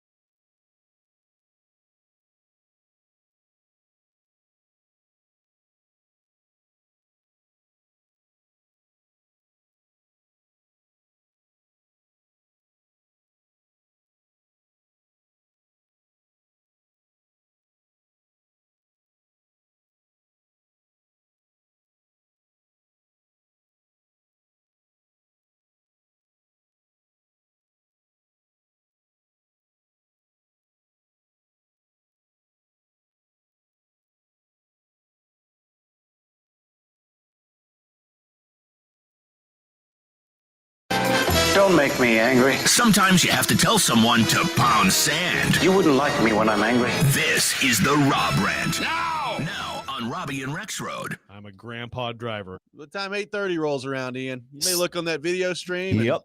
May not be any shirts on me and Connor. I'm not very good at assessing bodies with shirts on. Joe, do you have pointy nipples that show through the polo? Next spring meetings, a Feinbaum Rexrode shirtless desk appearance on the beach. I like general booty, but sometimes I definitely notice my nipples. You know, apparently I talk about being shirtless a lot on this program. Didn't know that until that mashup was Shirts there. off, baby. Shirts off. Tarps off on the program. I do feel like we got some air breaking through right now. Maybe a little bit. You feeling a little bit? A little bit of Okay. air. I don't know. It's not that hot in here right now. Maybe I've just acclimated. I don't know. Maybe we're having strokes. We could be. We could be.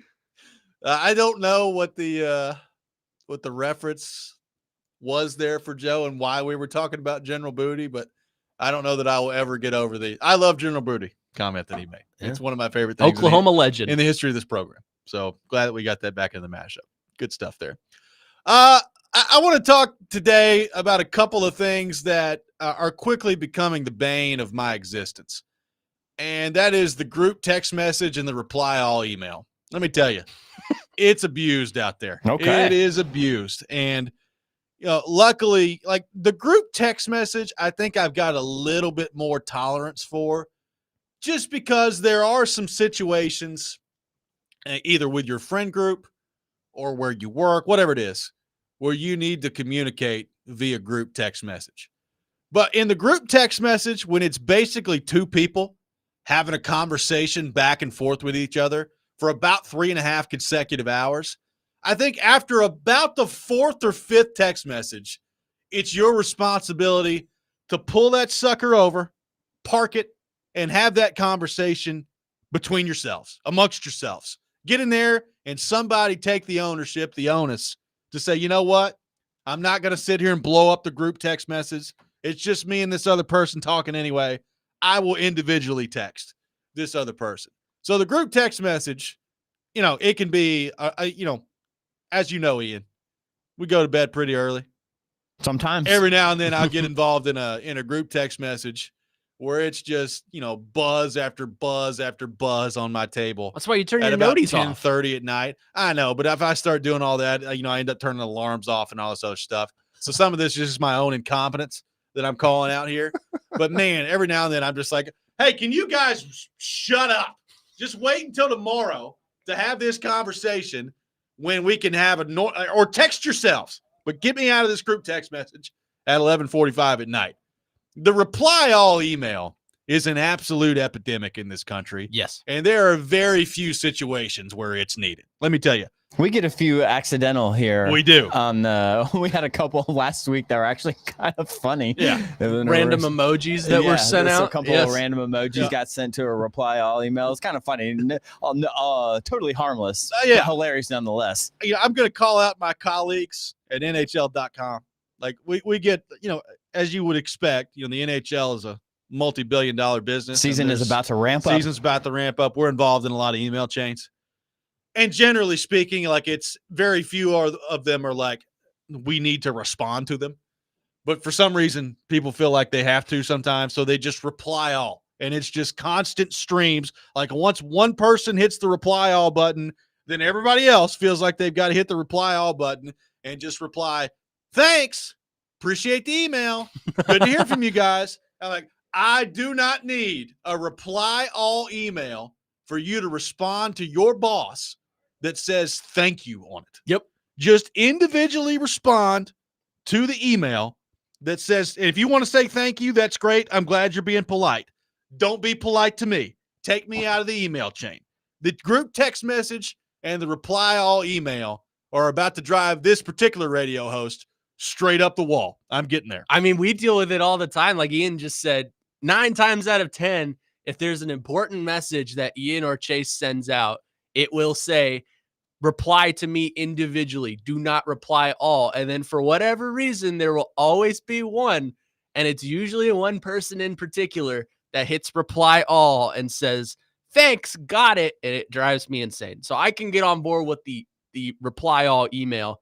The group text, I'm a lot younger than you, so I enjoy the group text because I have FOMO. Nope. But I also turn off my notifications because I know people are capable of blowing up that thing up, and just I'll wake up to 100 missed texts and I'll just kind of breeze through it. Yeah, I'm getting roasted on the text line for being a boomer and not knowing how to turn off my text notifications. I know how to turn them off. The problem is when I turn them off, I generally speaking forget to turn them back on. So like that group chat, whatever it is, I just don't see it. Like it's like, wow, I've got 45 minutes text messages.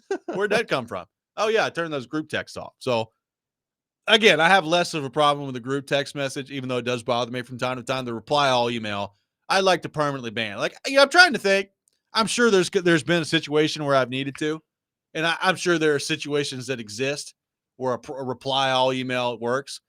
I think it's about 2%. 2% of my time is a reply all email needed, and it gets executed probably about 35% of the time, which drives me nuts. It's disproportionate to what we're looking for out there. Yeah, I think we need a government mandate banning response to group email or reply all email. Like, it's just, if you got something to say, it's so simple. Just hit the button that says reply, not reply all. It's one word instead of two. It's not that hard. Let's head to our 1025 The Game phone line, driven by WilsonCountyHyundai.com. Welcome in Larry to the program. Larry, good morning. Thank you for calling in. Hey, Robby, I know you're probably much younger than I am, but they got this thing they invented several years back called the alarm clock. You just turn your phone off, then you could have the alarm clock to wake you up. Larry, do you still have an alarm clock? I do. I don't use it much, but I have it there, and if I need to get up and go somewhere early, I got a breakfast date or something, I set the alarm clock, make sure I'm there on time. We talking digital alarm? What kind of alarm clock we talking about here?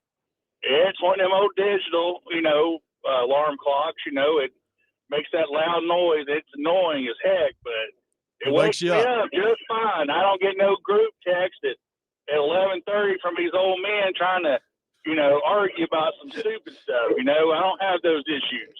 Well, Larry, I'm going to take that under advisement. I don't know if you can still find a digital alarm clock, but I may go out there and look for one. Thanks, Larry. I appreciate it. Thank you. Go try yard sales.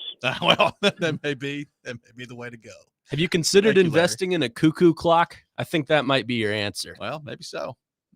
I feel like, he brings up the digital alarm clock. I mean, I've got the image in my mind of the one my parents used to have, and I think it's the same one that everybody on the earth had. Like everybody, that brown everybody's one, parent, that had that black speaker on the top with a button smack. Yep, my parents had that too. I think everybody. I used to have one. Yeah, before everybody on the planet. smartphone. Sure. Except instead of it was my dad's. Instead of an actual alarm, he set it to play like sports radio at you could full turn volume. it to the radio. Yeah. Instead of an alarm, the radio would turn on. Yeah. So he would be awoken to the sound of like George Plaster's voice or something like that. There you go. Imagine setting the alarm to us. You wake up. What a beautiful morning that'd be. You wake up to a rant, or you wake up to Robby talking about, taking his shirt off.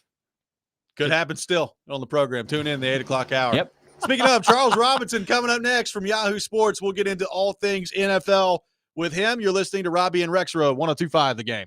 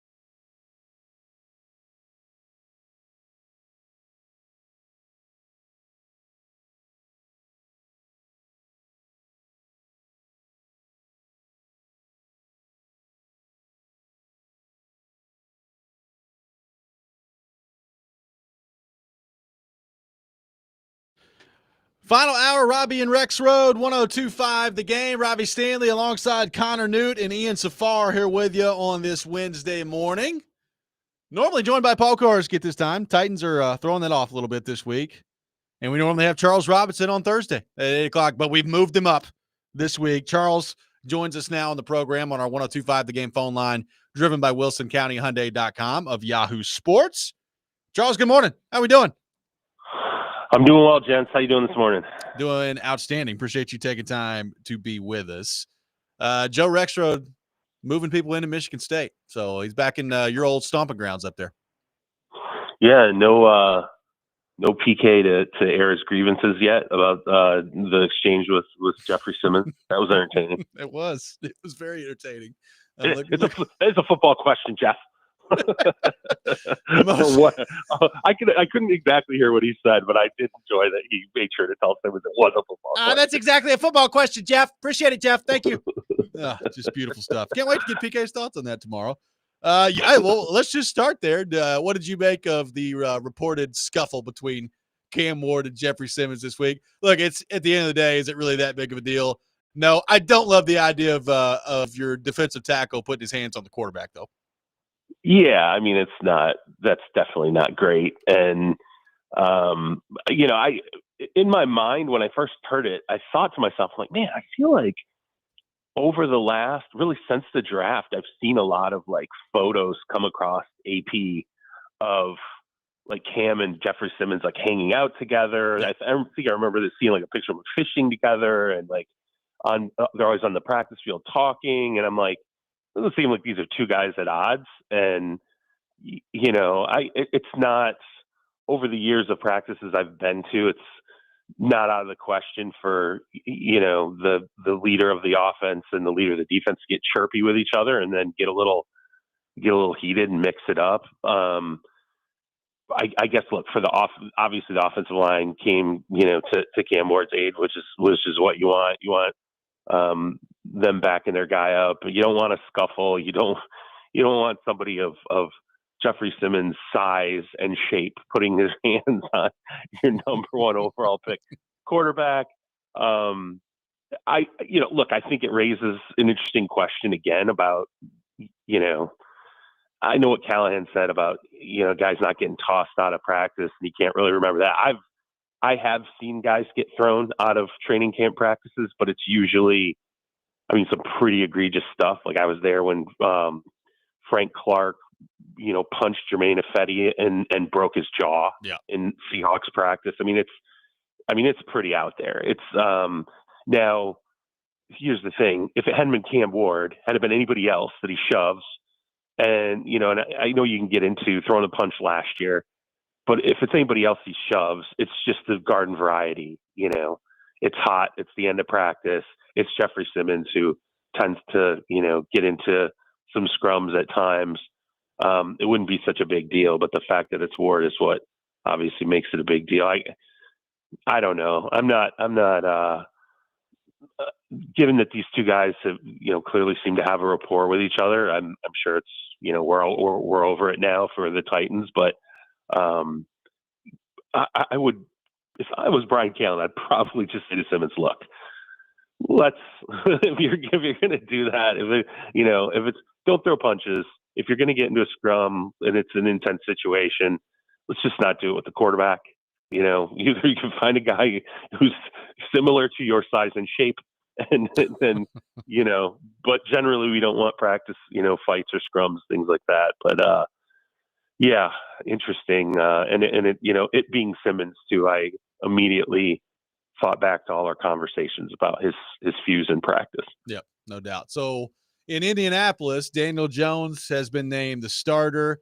And, Steichen talked over the weekend, Charles, about, how close it was and how he wanted to make a decision soon. Yeah. And he kept bringing up like things in operation, basically at the line of scrimmage and in the huddle and all those things. And when he started talking about that, I was like, yeah, it's going to be Daniel Jones. So I wasn't very surprised when he named Daniel Jones the starter yesterday. What did you make of it? And what does this mean in your mind for Anthony Richardson? Well, and I think it's interesting too that he named him. Didn't he name him for the season? When you name a guy for the season, like you're pretty clearly saying, look, this isn't temporary. We feel like Anthony Richardson's got a long way to go. And I don't remember if we talked about it on the show, but when I was on the training camp tour, I remember hearing at one point, and it wasn't when I was in Indianapolis, but I'd heard along the way that,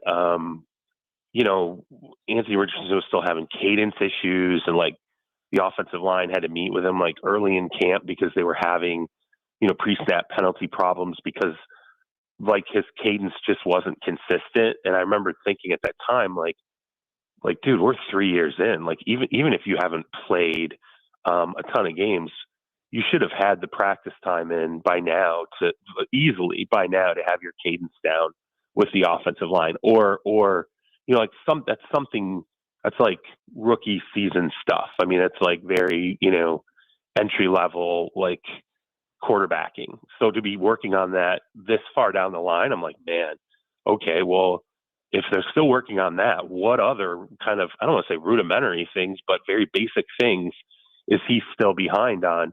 And then you see he fails to identify a free rusher at the line of scrimmage, which, at this point in his career, you should probably know this guy's coming off the edge.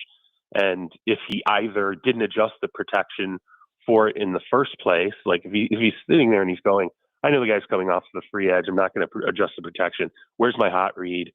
This will all work out fine. Okay, there's that avenue. Or you adjust the protection to pick the guy up. Instead, he didn't do anything.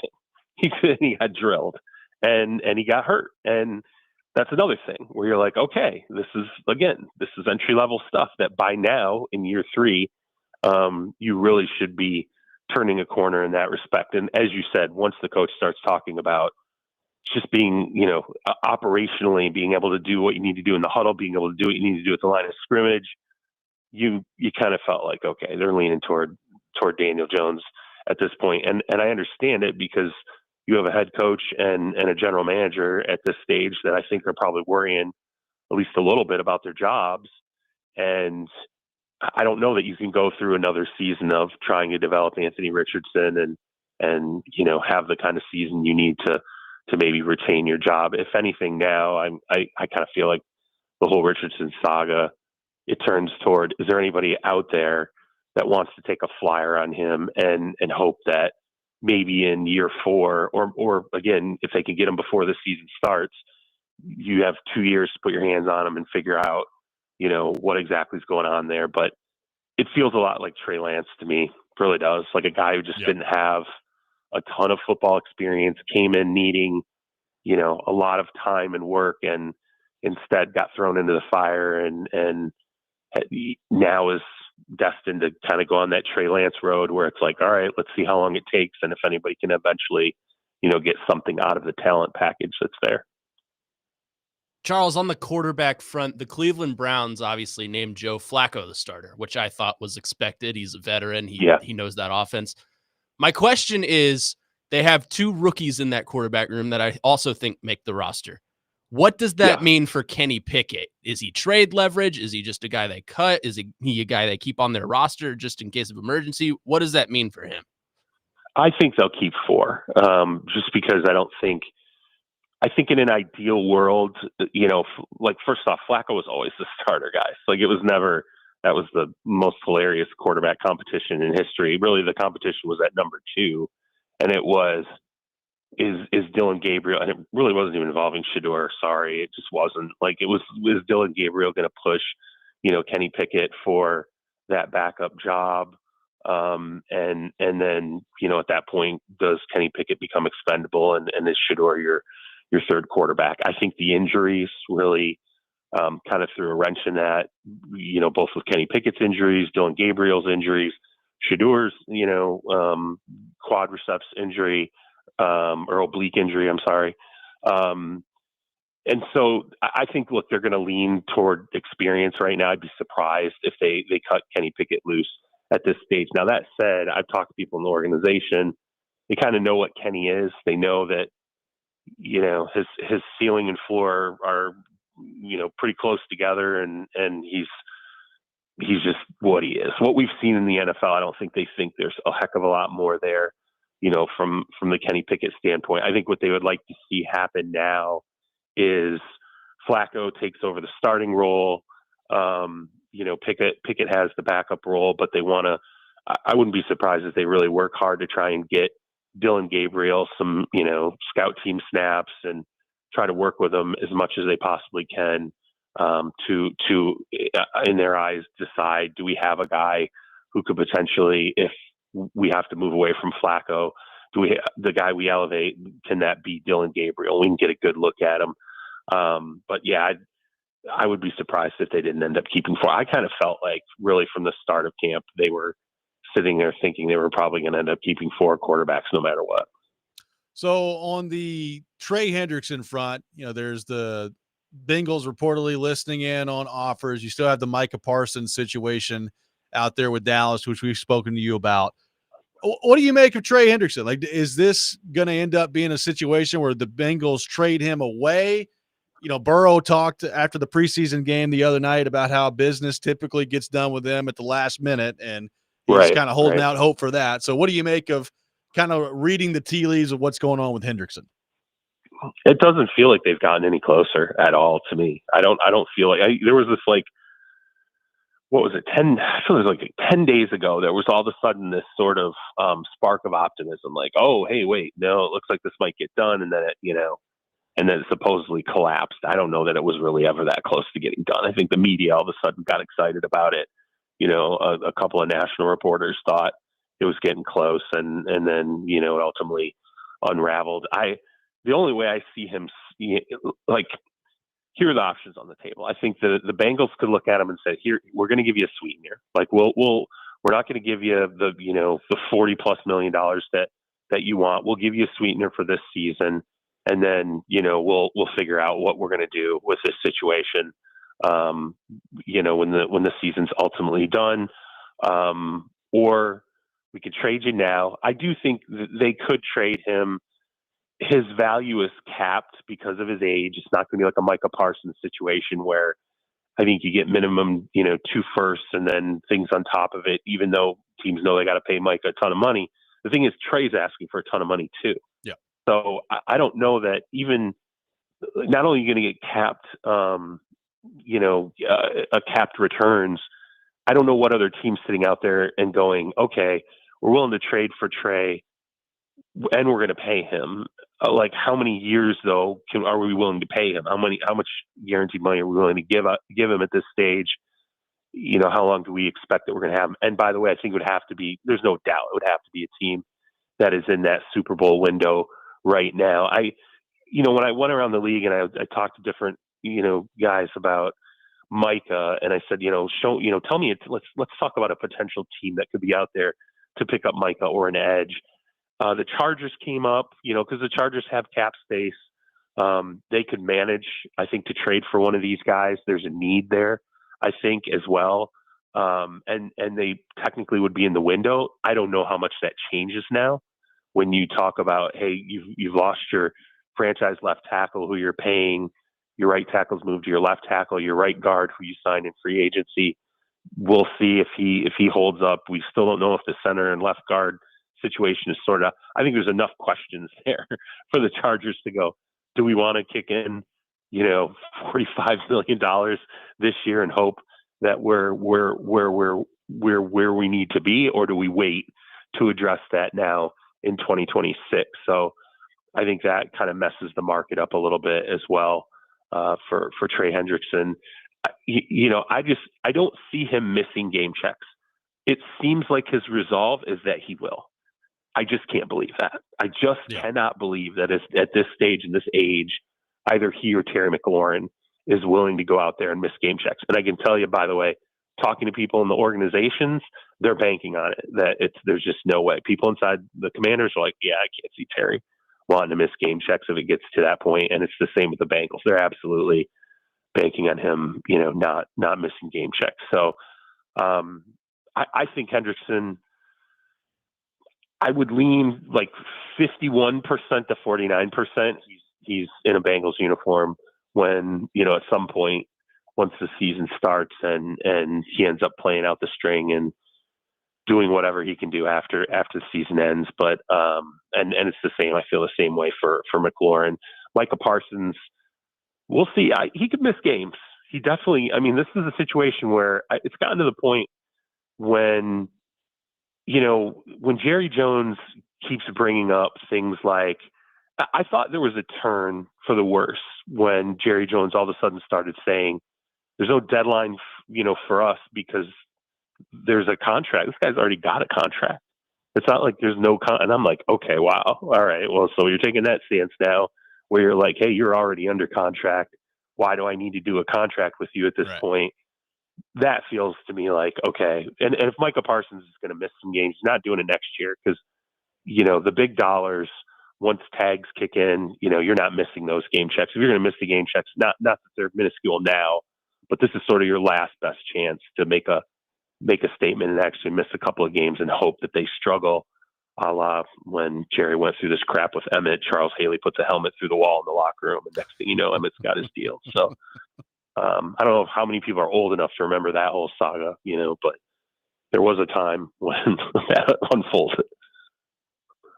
Charles, one more quarterback battle question for you. The New Orleans Saints are in the midst of a pretty heavy quarterback battle, and maybe the most interesting because I don't think either of them are very effective. But that's where my question is. Between Tyler Shuck, the rookie out of Louisville, and Spencer Rattler, who is a second-year guy out of South Carolina, which of those two do you think makes more sense for the Saints, considering how on paper bad their roster is going to be this year? I mean, you know what? Just put one of them out there. Like at this stage, I don't expect that team.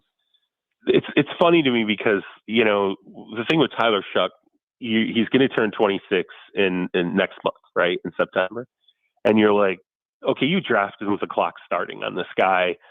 He's everybody knows his college career was insane, and he comes into the league at this point, and it's like you don't know what the ceiling is because of the fact that he's the age that he is, and I don't know at this stage really how you're hurting your team considerably by not rolling him out there and seeing what he has, because Rattler's not going anywhere. Granted, I do think that Rattler showed more than I thought in the preseason opportunities that he had, and I think gave them something to think about. But I don't think to me personally, I don't think either of these guys has the conviction inside the organization that, okay, we know we've got our quarterback moving forward. And I think externally looking in, I would bet you that a lot of people are looking at the Saints and going, yeah, it's probably a 4-13 team, and maybe they have the first pick in the draft, and maybe they start working behind the scenes to see if Arch Manning wants to play in New Orleans in 2026. So I personally, I think it'll be Shuck, but I think it's just sort of a moot point either way, because whoever they start, I think they'll get to the other guy at some point. I wouldn't imagine if they start Rattler, he's going to be the quarterback and Shuck's never going to see the field. Vice versa, I wouldn't be shocked at all if they go with Shuck. He struggles and they're like, let's at least look at Rattler at some point in the season. I think they'll both play at some point in 2025. So I would guess they're leaning toward the rookie that they wanted, to start when they drafted him. But again, I think you'll end up seeing both of them on the field at some point. So, Charles, Matthew Stafford is back at practice for the Rams, and Sean McVay's talking about, the back injuries can be volatile, so they're not going crazy with it. I look at the Rams, and I think they're this is my opinion, I think they're on a short list of contenders in the NFC if he's healthy and if he's the Matthew Stafford that he has grown to be. But I'm really concerned about the back. How concerned are you about the back? How concerned do you think McVay and the Rams are about what he's been dealing with to this point? Yeah, no, I mean, it's definitely concerning. When I went through Rams camp, back in July, and I talked to McVay about it at the time, he was like, you could tell there was concern, but he wasn't at that point where he's like, yeah, this feels like it's going to be a management situation. It was more, the conversation was, look, we're going to err on the side of caution here. And McVay literally said to me at one point, he's like, I don't care about anything until, if we don't get him a ton of reps and he's out there and he rolls healthy the first week of the season, and by saving some of the wear and tear of camp, we have him healthy in January and hopefully February, cross their fingers. He's like, awesome. Like, he's like, I could care less. Also, he kept reiterating over and over again that he loves Jimmy Garoppolo. He thinks Jimmy Garoppolo will be starting quarterback now in the NFL, blah, blah, blah. But when I asked him, and I think I said this on the show, I asked McVay, I'm like, what, how did this happen? What happened? He said that like McVay had been traveling and like his back tightened up. And in my mind, I was like, that seems not great. Yeah. Like traveling, like that's not, it wasn't like, hey, he's out in the field, he's working out, he's doing this or that, or he overextended himself training or something. Traveling, I'm like, that's like Larry Bird, at the end of his career, laying on the floor all the time during games, like to keep his. Rex. Oh, poor Joe. He's not here to defend himself. Catch strays. So. But now that it's, extended this far, yeah, there's no doubt in my mind that they are now very much indicating this is going to be a management type of situation with him as they go through the season. You don't bring, they had like a mobile therapy unit out there so that he could get therapy while they were practicing. I think it was like last week. Jeez. They had this thing out there, and you're like, man, if you're like bringing in, a mobile therapy unit so this guy can get his back worked on while you're out at practice, it's not great at all. And, I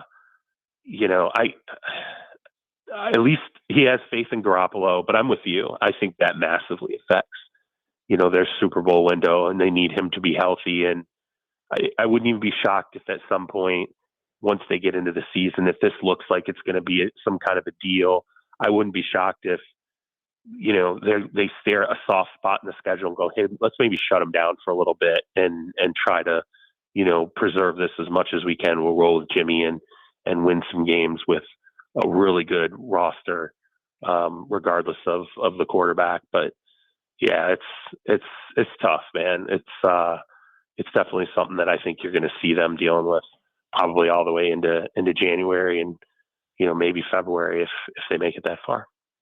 So, Charles, on the Aaron Rodgers front up in Pittsburgh, from everything I've read and everything I've seen as far as video of him, he has looked remarkably average in the Pittsburgh offense. Is that something that if it continues, the Steelers you think can overcome and be a decent playoff contender, or is that something you think will hurt the Steelers in the long run? I don't know. At what point aren't we just like, maybe this is who this guy is now? Like maybe the cliff kind of came and we're here now. I will say this: we haven't seen it wasn't like he and DK.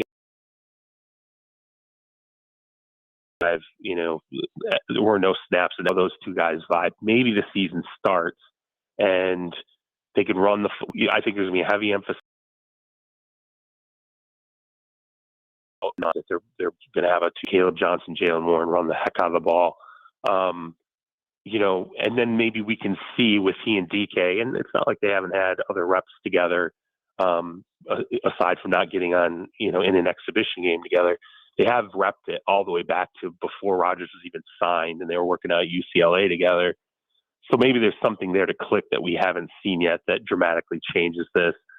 It's just we haven't seen it. We don't know. So it feels to me a lot like the Jets, where it was like, well, geez, we haven't seen this. We haven't seen him work out with this guy. And then, well, what if they go and get Devontae? Will that change things? And it just feels like the same story again. I don't know that maybe after the Achilles pop, he was never going to really be the same. But don't forget, it wasn't like his last year in Green Bay was great either, at least not up to the standard that he had been. So this just may be the reality of who he is. I would say that if it's not, we see him step on the field and we're like, oh, wow, he and DK have chemistry that we just weren't able to really see now, see in live action. Oh, Roman Wilson, who hasn't been a part of this offense, so they've really wanted to, they felt like that has been a huge asset, or at least a pretty good asset they've had. They haven't been able to take advantage of. Oh, look at now he's on the field and he's making plays. And, Rodgers said some good things about him. So it's possible we just haven't seen the upside, but I don't know. I tend to believe that we've been playing this game with Rodgers, and and his offensive units now going back a couple of years, even going back to his last year in Green Bay. And maybe the proper question is to say, like, let's look at the reality of Aaron Rodgers from his last year to Green Bay to now. What does he look like? He looks like he's turned into an average quarterback, and welcome to, the age being what it is. Yep. Charles, last thing for you here. Obviously we're going to be paying very close attention to what Vrabel and the Patriots do this year. Yeah. And when he's not been diving in the middle of training camp fights up there, it has been interesting to watch his press conferences and just kind of the way that the people are talking about him up there. So what's kind of your vantage point on the culture that Vrabel is trying to build and the tools that he's got in his tool set to do it this year with Drake May at the helm? Yeah, it was pretty funny. I texted somebody in the Patriots organization after the last, fight where he was like on the ground. And I was like, I think Mike's going to set the record for coaches getting into training camp fights with his own players by the time the season comes. But they love, the response I got was, obviously they laughed, but I think they're super hyped about, what he's kind of brought, the intensity that he's brought to the team. But as much as they're excited about Vrabel, I don't know, man. I think there are just other parts of that roster that they're really amped about. I think they think Kyle Williams, the rookie receiver, is going to be really, really good. And Travion Henderson is like, they're like, this is a dude. Like, he is a dude who is going to come in and I think they feel like be instantly explosive and add an element to that offense that they have not had in a while. And they're really excited about what that's going to be able to do for Drake May. And then, defensively, they've had defensive pieces. If anything, especially with the additions they've made and the talent they carried over, the defense was not supposed to be a problem. He can scheme defense.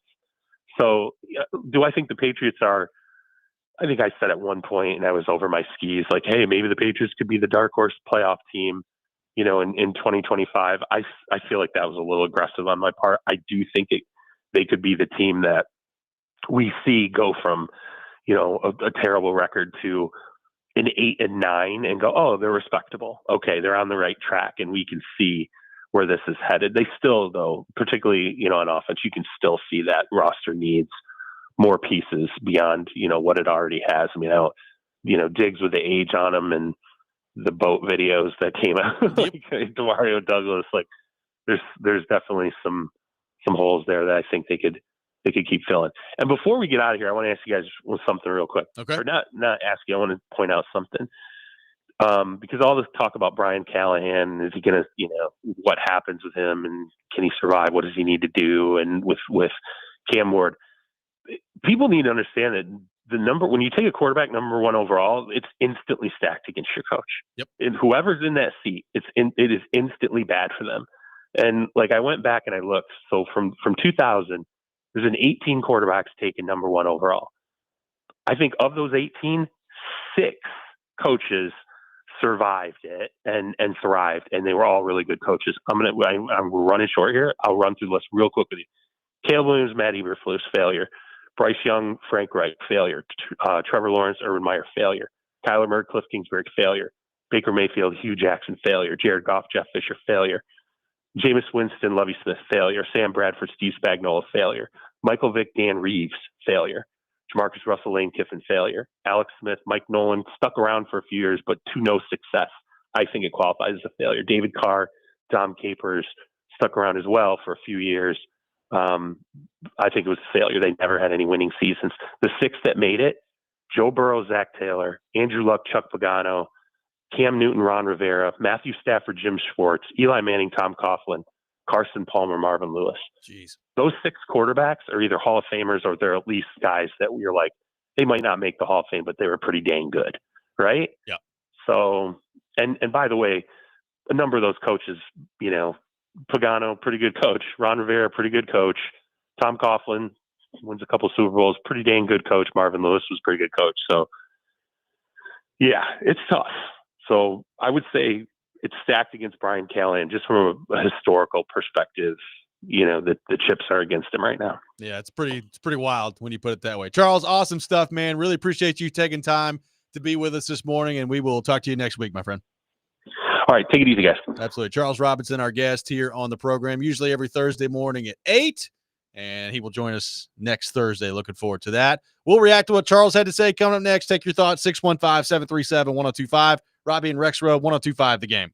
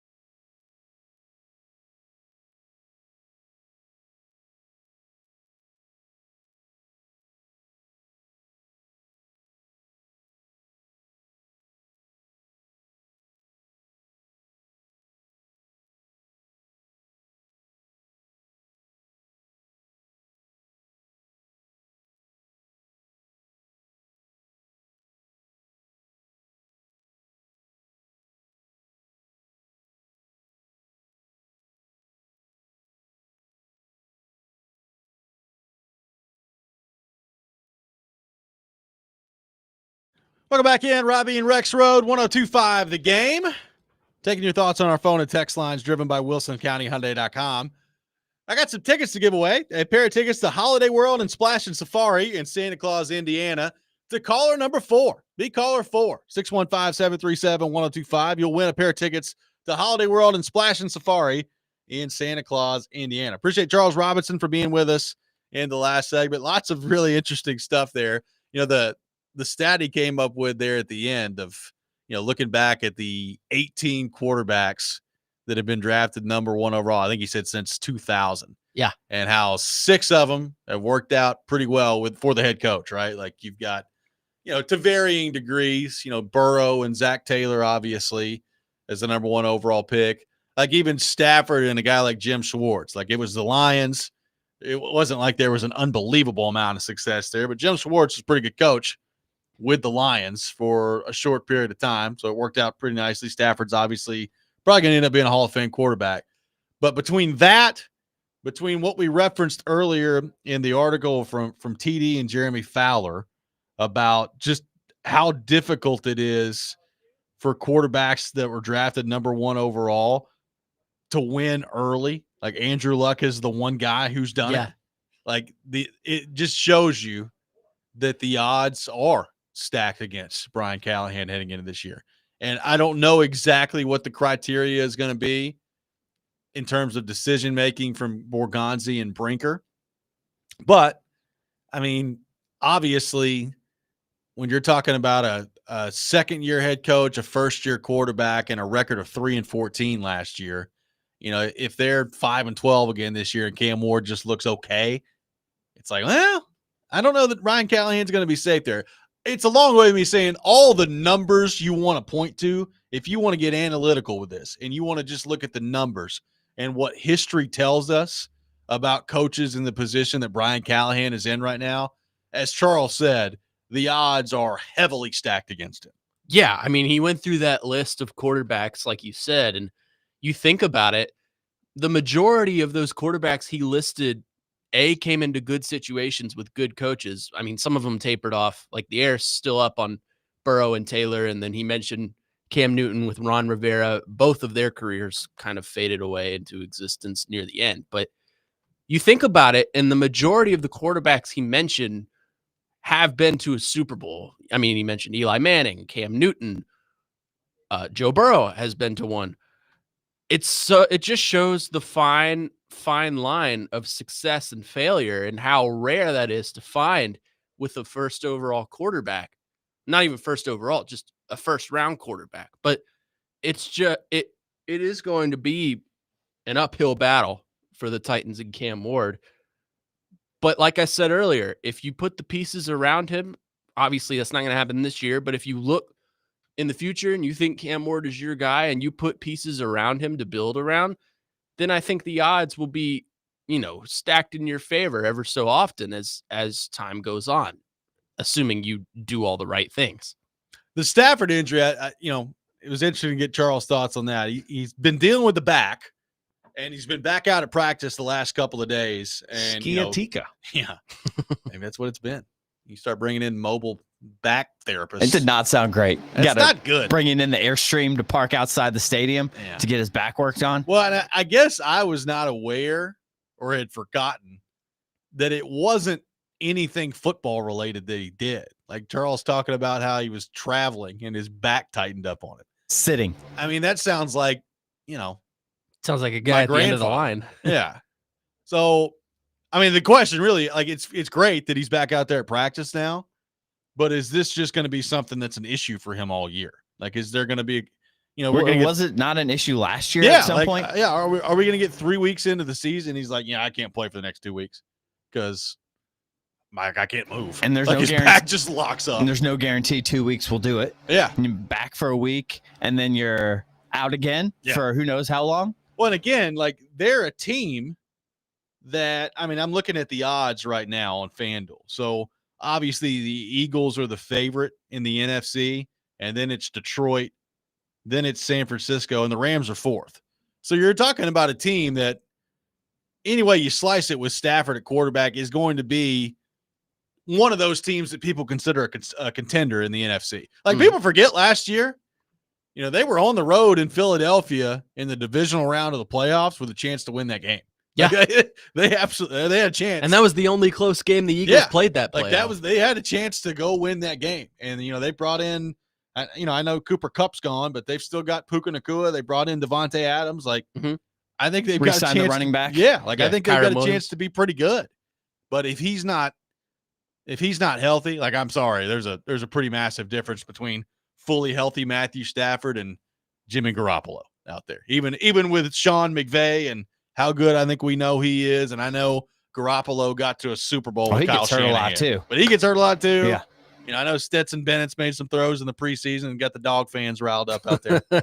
If Stafford's not healthy, I mean they're not going anywhere. The one thing Charles said that I found very interesting was when I asked him about the Browns quarterback situation, and sounds like he anticipates the Browns keeping 4 quarterbacks. Yep.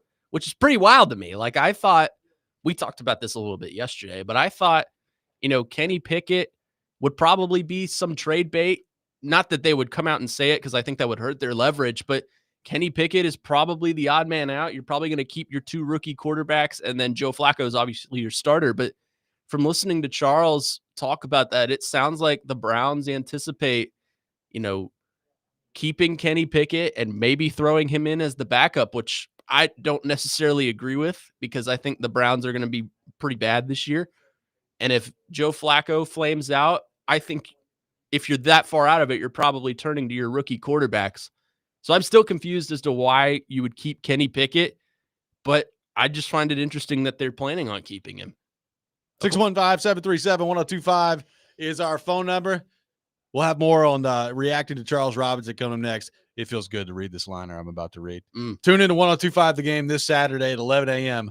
for our college football game of the week, baby. We made it.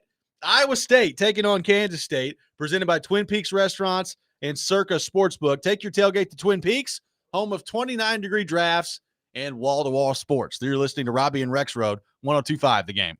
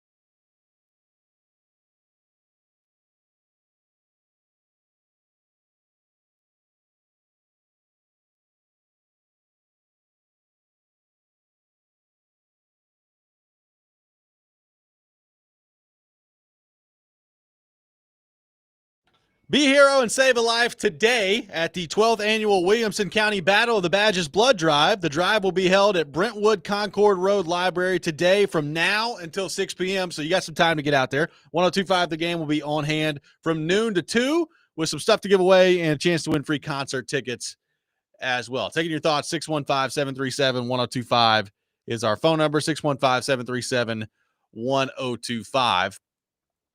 You know, it's interesting. By the way, we got some Vrabel shade on the text line. One texter says, as long as the Patriots have good players, they'll be fine. As soon as Vrabel has to develop players, they'll revert to his 9-7 meme. All right, we'll see. Can't go 9-7 anymore, by the way. Wow. Yeah, no, it's impossible. 9-8. Soon to be 9-9. Well, unfortunately, I think you're right about that.